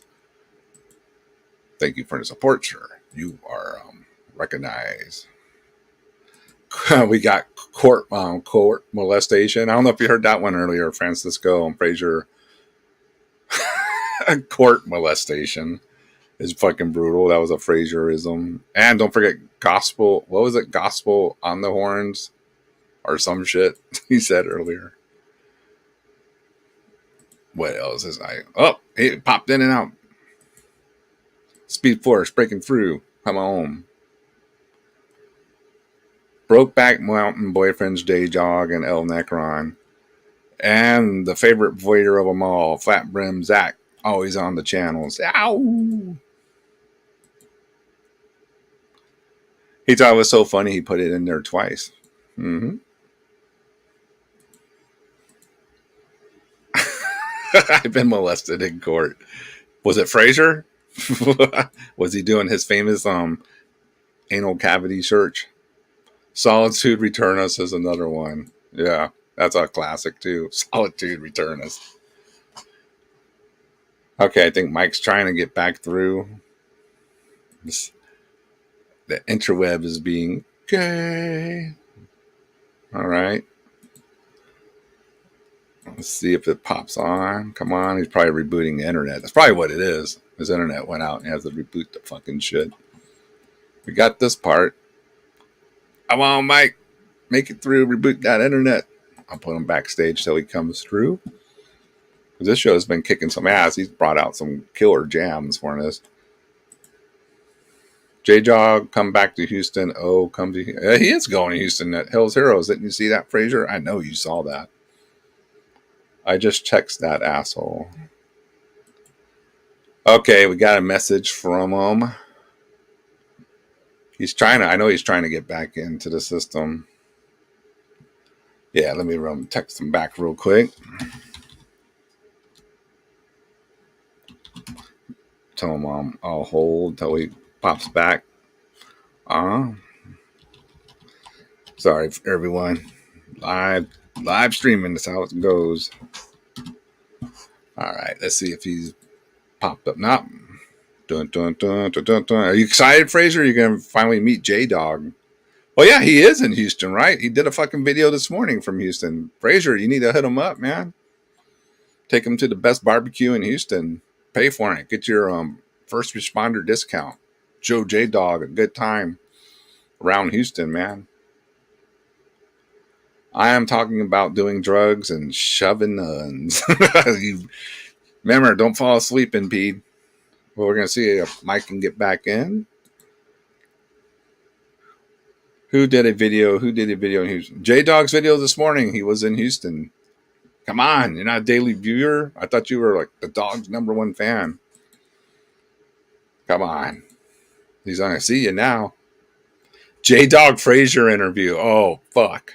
I would love that, dude. That's a great idea. You got to get interviewed. Francisco, make that happen. King Poser. Interviewed by J-Dog. That'd be fucking great, man. How far is coming next week? I don't understand the question. Repeat the question. J Dog, is this his Fraser's melodrama? See, everybody loves that idea, man. You got to get fucking interviewed by J Dog, Fraser. Make it happen. Come on. Let's see if this gets him in the system here. He's trying. He's trying. Fucking interweb, being gay as hell. No, we're not playing Grave tonight, but we played Grave on the prior demo show. Hey, Fraser, look at his channel. All right, let's see. We're back. I don't know. Yeah. I don't know what's going on. Isn't California supposed to be the tech capital of the fucking? What's going on here, man? The Texas grid's supposed to be the piece of shit. Call our governor fucking Gavin Gruesome, man. Yeah, I like that guy. He'll sell you out for $1. That's fucking fact. Fucking politicians, man. But hey, let's get back to it. Yeah, let's keep the jams rolling, dude. Grotesque. All right, let me find that.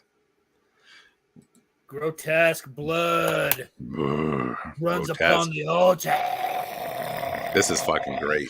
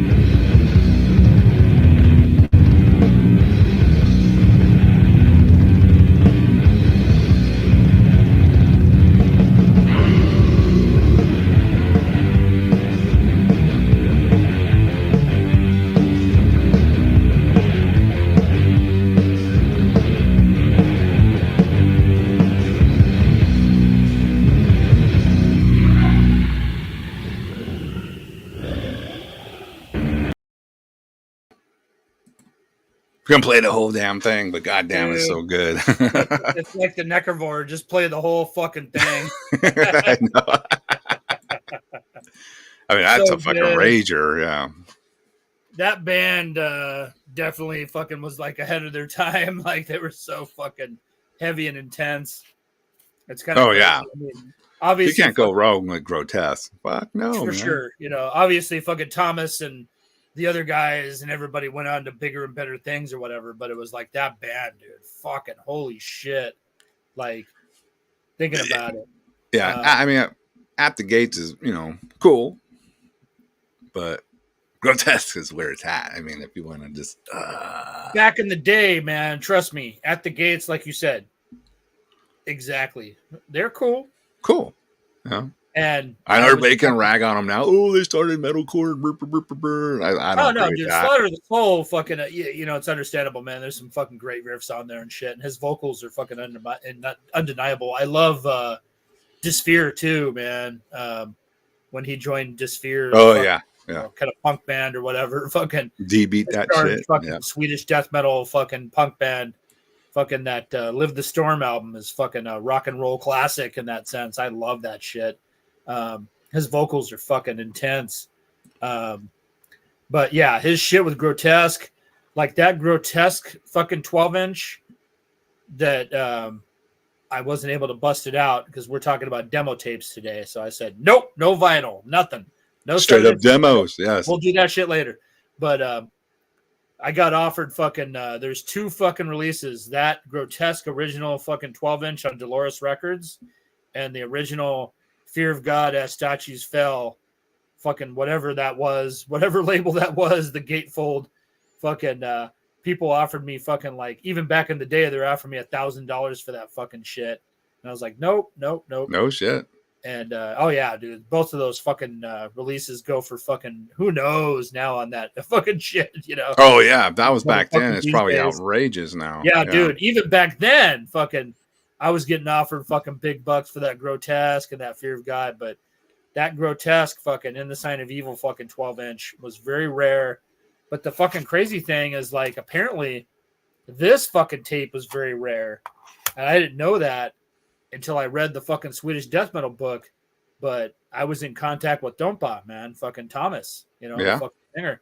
And he did the Cascade zine, and I wrote to him, we fucking Extinction of God. We fucking wrote to all the other zines and everybody, but, he was in Grotesque. and they were one of the best bands around at that point.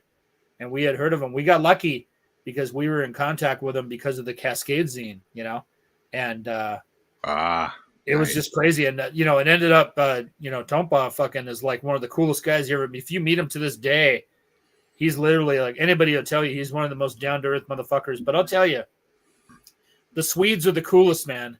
Nikkei Anderson, Tompa, Anders Schultz, Johnny Hedlund, all the Swedes that, you know, I've been in contact, man. Uffe, just cool motherfuckers. You know, all these cats, man, fucking, they're so fucking cool.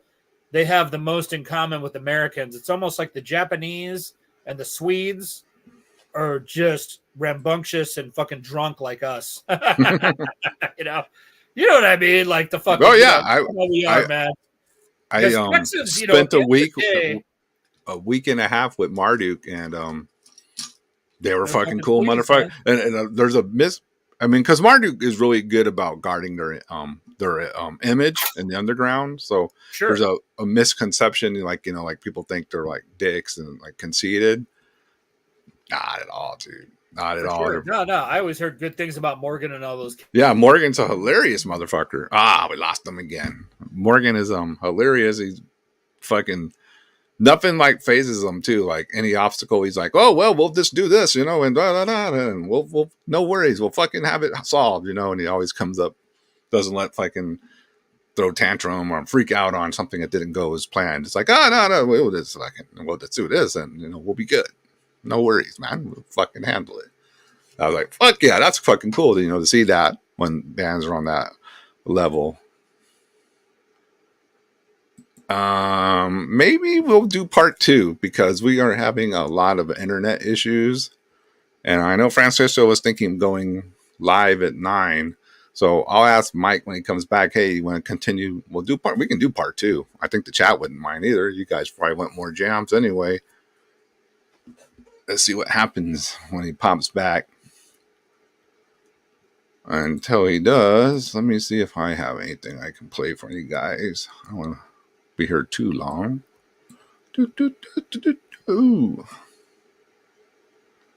Let's see. Anything in here? What do we have?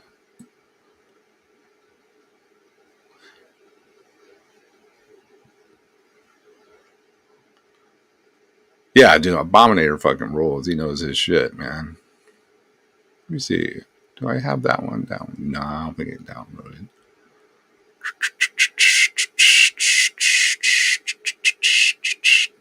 I know he's trying to. Yeah, 9:30. That sounds good, Francisco.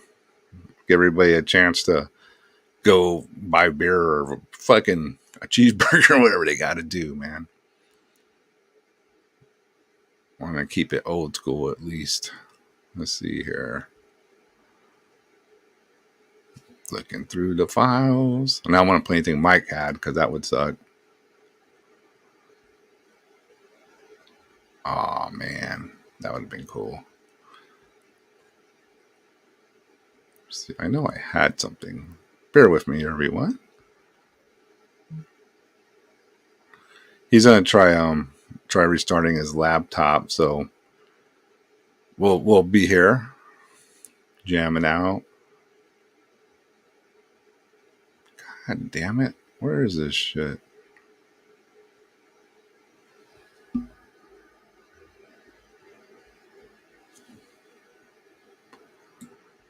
Do.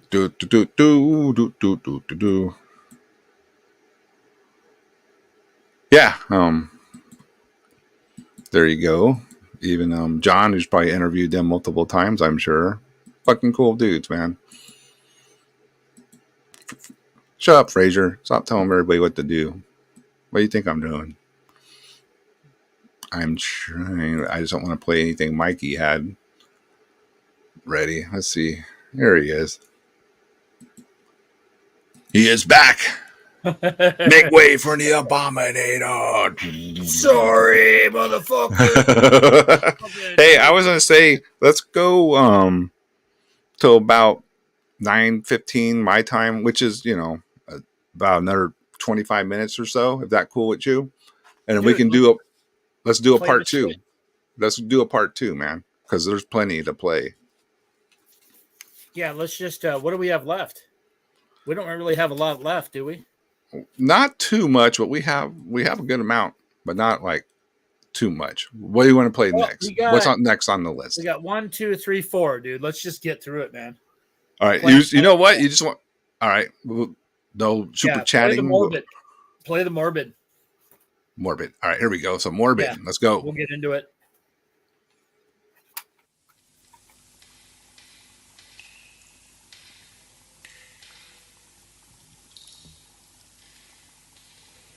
Syna alla monsterdiggare.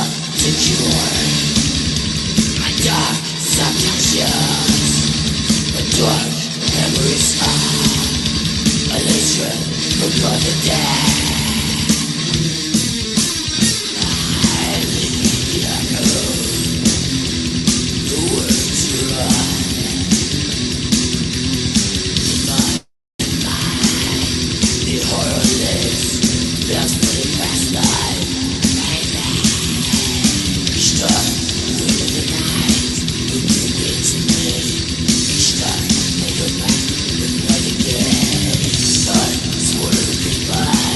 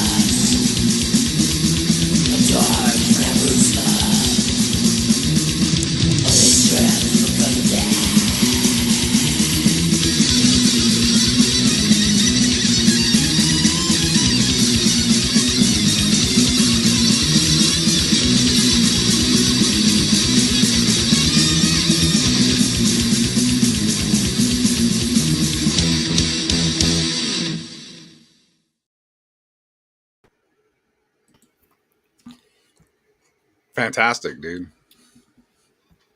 Yes, sir. Let's show that to these chatters. They want to see that fucking morbid fucking demo. Look at Fucking that. Dead, Ufe, and LG. Rest in peace to LG and Dead. Yes, sir. Fucking LG played drums on this shit. That's fucking Dead on vocals. Fucking Ufe on the fucking guitar. Crazy, right? Sweden's finest. Yeah, dude, it's fucking nuts.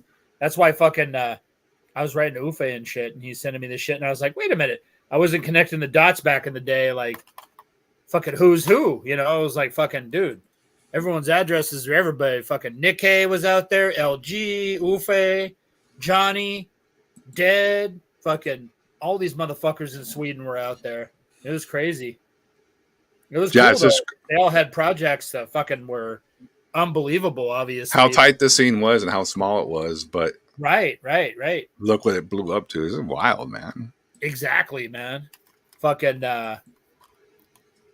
it's just a testament to fucking underground fucking sickness. And yeah, there's really no other way to say it. Yeah. Fuck, dude. Testament to underground sickness, man. A bunch of us fucking just getting fucking down and fucking a bunch of these motherfuckers, and that's fucking cool, man. But here's some Batham. Fucking Pennsylvania's finest. I was gonna say that's a U.S. band right there. This is a fucking United States band right here, baby. Let's jam this one now. Jam Demo it out, 90. Let's talk about it. Yes, sir.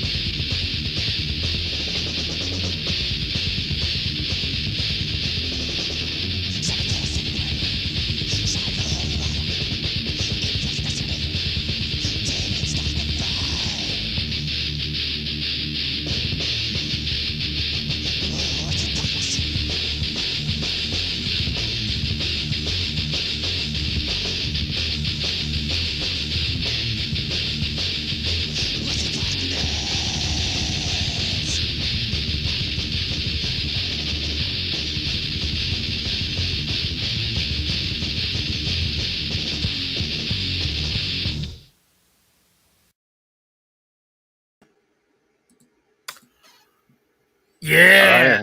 That was a ripper, dude. Fucking more American. Fucking Oh, Batham, dude. Fucking. let's put you back one to see it They one more time. changed their name to Satanas. Fucking Jim and the boys. I think Jim. I don't know if Jim played drums in Batham, but Jim Strauss from Pittsburgh. What's up, Jim? I don't know if he's fucking one of the coolest fucking guys ever. I remember Satanist, and I first heard about Batham in the Unholy. Were you ever in the Unholy Metal AOL room ever? No. You ever heard of that one? No, I was too grim for that, bruh. You're too grim for the Unholy Metal. Yeah, okay, that makes sense. I remember that's where I first heard him. Some dude told me about him there. Yeah. I think I had a bunch of buddies in there trying to get laid, trying to hook up a guy. Oh well, yeah, that went on in there too as well. That was the way, trying to connect with band members and trying to get pussy, you know. Trying to find those little metal girls out there. Yeah. Few and far between back in the day, and then yeah, not like nowadays. Yeah, that was killer pick, dude. Another one that doesn't get talked about that deserves to. Nah, man, you gotta love it. Fucking Batham fucking ruled. You know, fucking underrated fucking for sure. I think we ended up getting this demo from Pat from Hellwitch, to be honest with you, because we used to trade with him. Pat's a legendary fucking tape trader. Most of the stuff out there. But I think there was that Septicore fanzine from Belgium, and they did the Morbid Visions or Morbid something or other tape compilation to go along with it. And Batham was on there. And, okay, there you go. That's, it's fucking, they were a lot of legendary bands around there, like Samael and, Blasphemy and, you name it. And black metal bands, but death metal bands too. Nihilist was on there, and Septicore fanzine out of Belgium, fucking legendary shit. Vader was on there before they blew up or whatever. So that's a ripper comp, then, is what you're saying. Oh, dude, fucking the compilation tapes to go along with the fanzine was very unique back in the day, and fucking Theory from Belgium fucking did that shit with Septicore. It was fucking crazy, man. I don't know if that. You youngsters can Google that shit or whatever, but it was fucking unique, and it was cool because, like, I'm going to have to dig it up, because I have a special fucking some future shit popping up about compilation tapes or whatever that I'm working on. But he did the whole fucking thing. You take the whole tape cassette layout out, the cover, got all the logos and the address contacts and everything and the song information and all that shit. And it's like they really went out. And you're talking about like underground fucking way down in the underground. Way down there now, man. I mean, they're not professionally made. These motherfuckers are making them. They didn't even have Kinkos back then, They had some mom and pop fucking printer shops. Fucking who knows fucking how they hitting them up, yeah. How it was done. Again, that's fucking beautiful. Let's what's next on the list of death here? Fucking we'll go to Japan for this one. Okay. We'll play some Psy. Down for some Psy? There we go.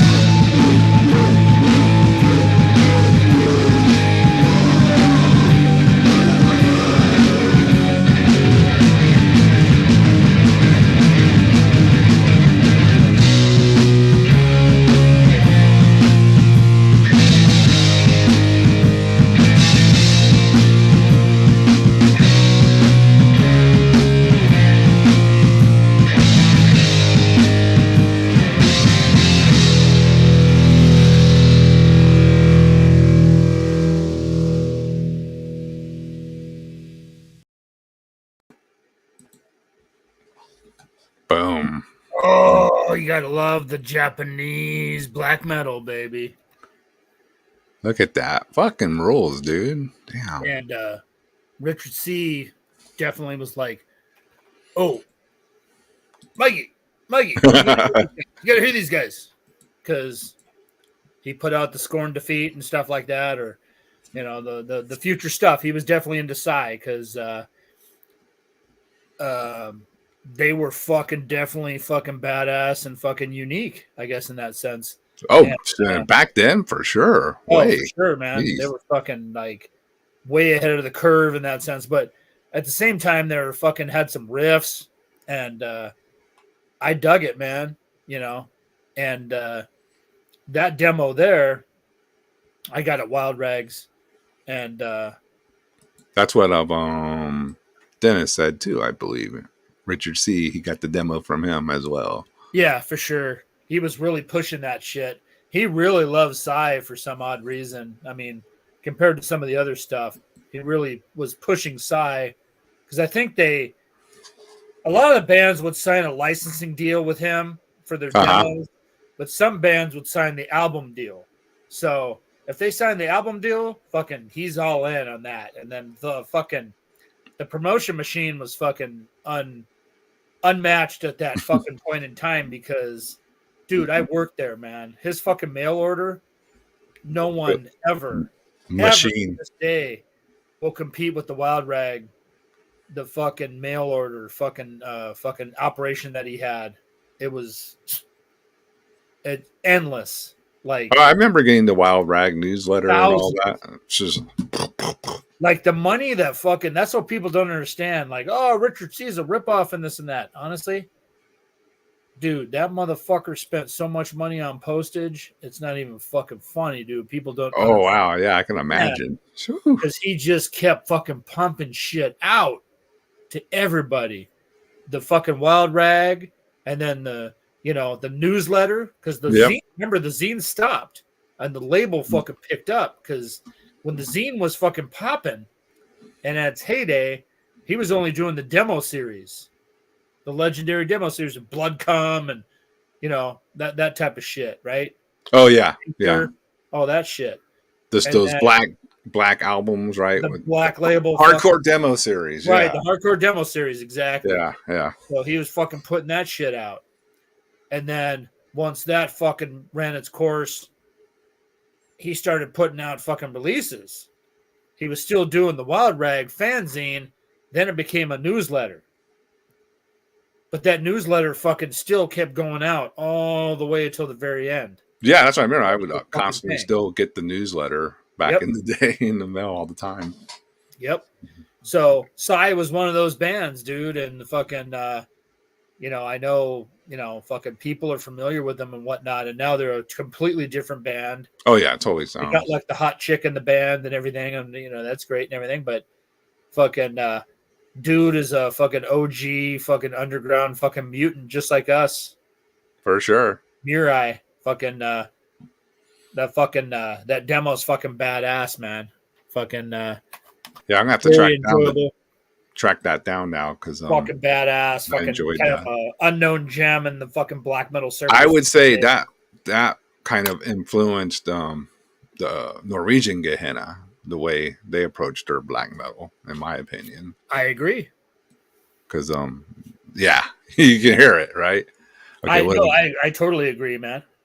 Which and then one here is that? we're gonna fucking get towards the end of the fucking chat here with one of my favorites of all time that's very underrated.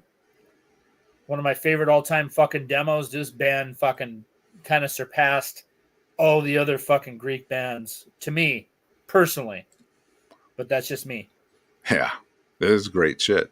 Let's jam it and we'll Thou art Lord, baby. Boom.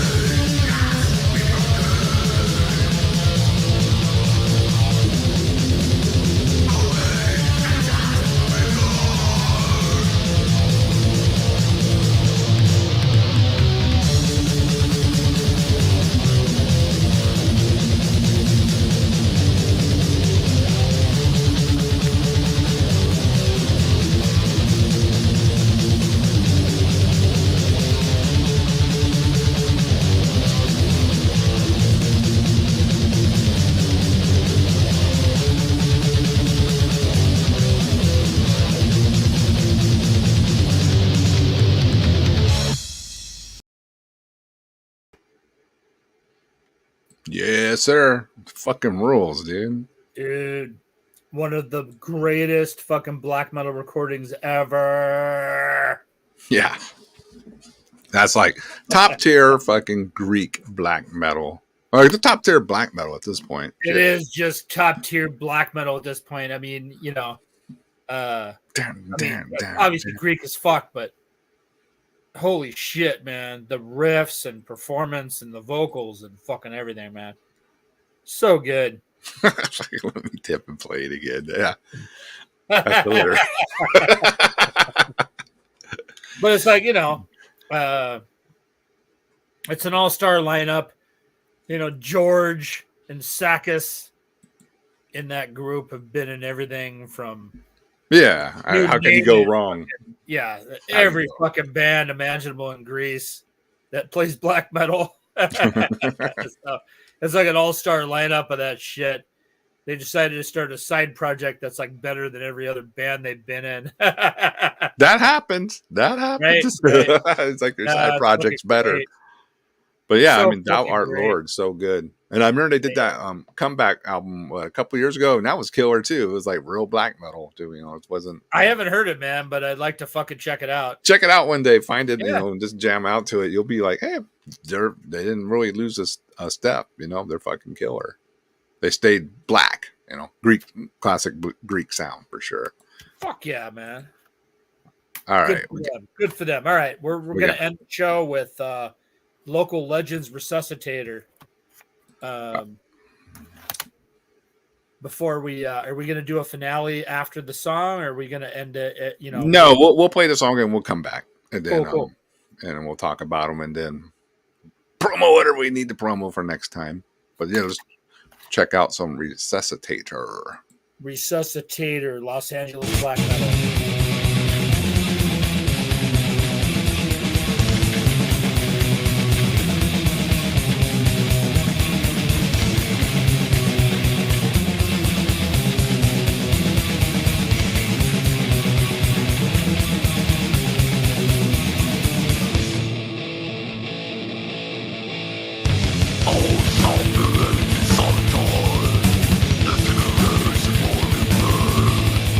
Death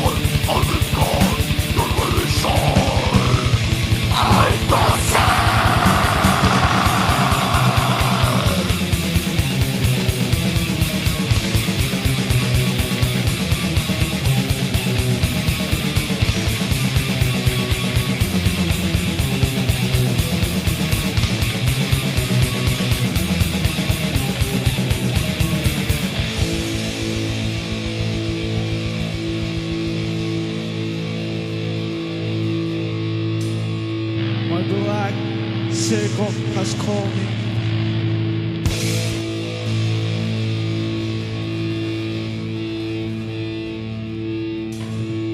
My black soul has transformed me.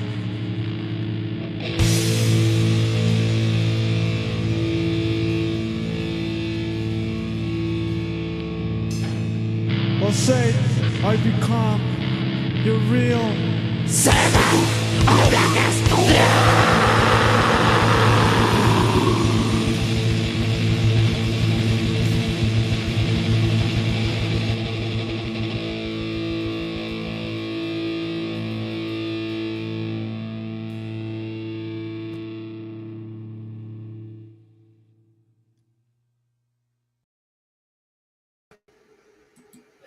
Dude, that was fucking killer, dude. I've never heard that band. Poser Alert. So yeah, dude, let's see that demo, man. LA's finest, baby.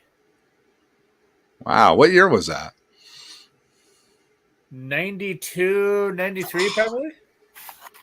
Somewhere around there. This is Wow. the second one.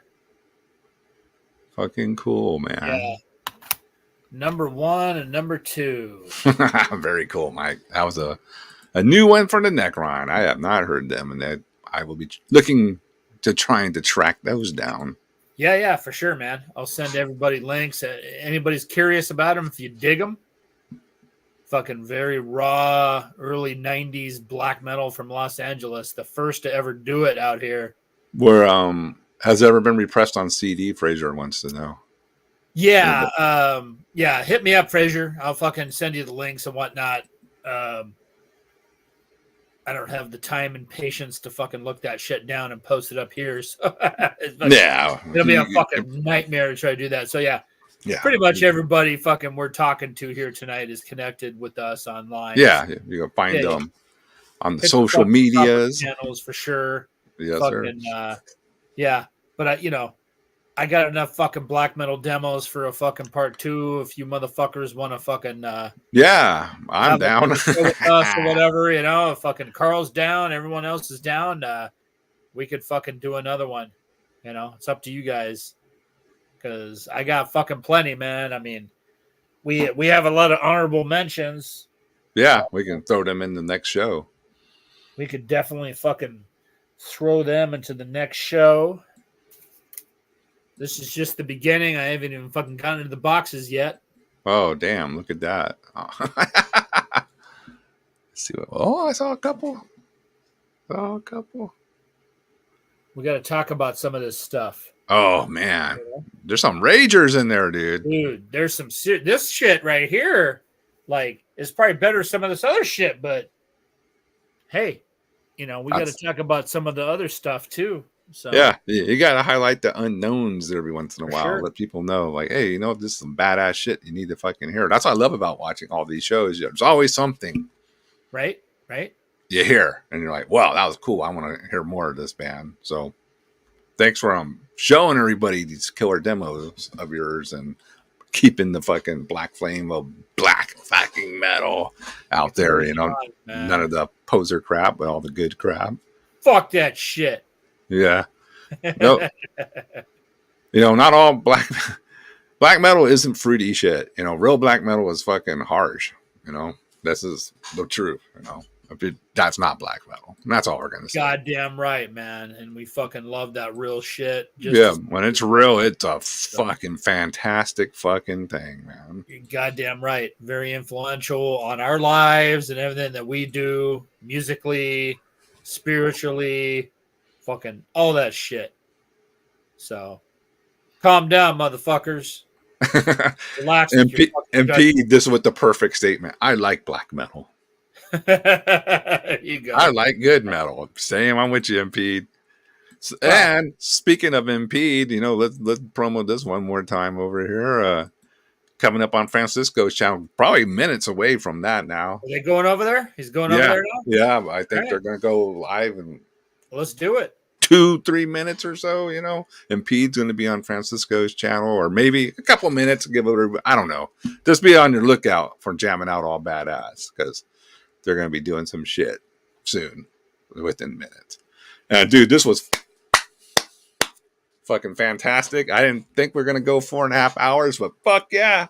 When it rules, it rules, man. Technical difficulties probably fucking yeah, but the jams were fucking ruined. Bit, the chat fucking ruled.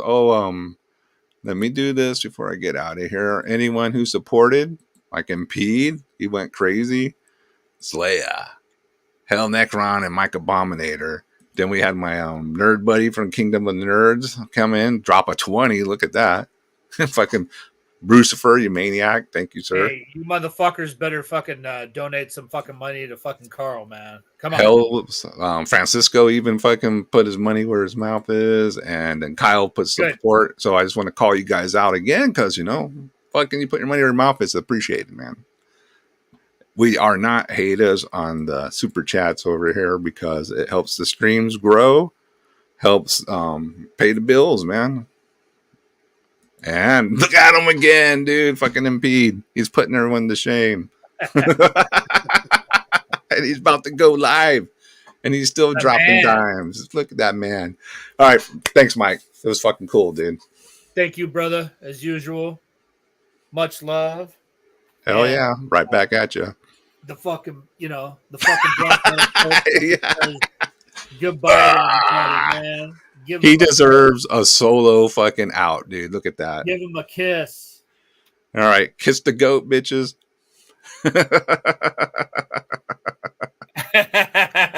All right, man. We're out. Shit. Love you guys. Love Next you. time. All right. Later, baby.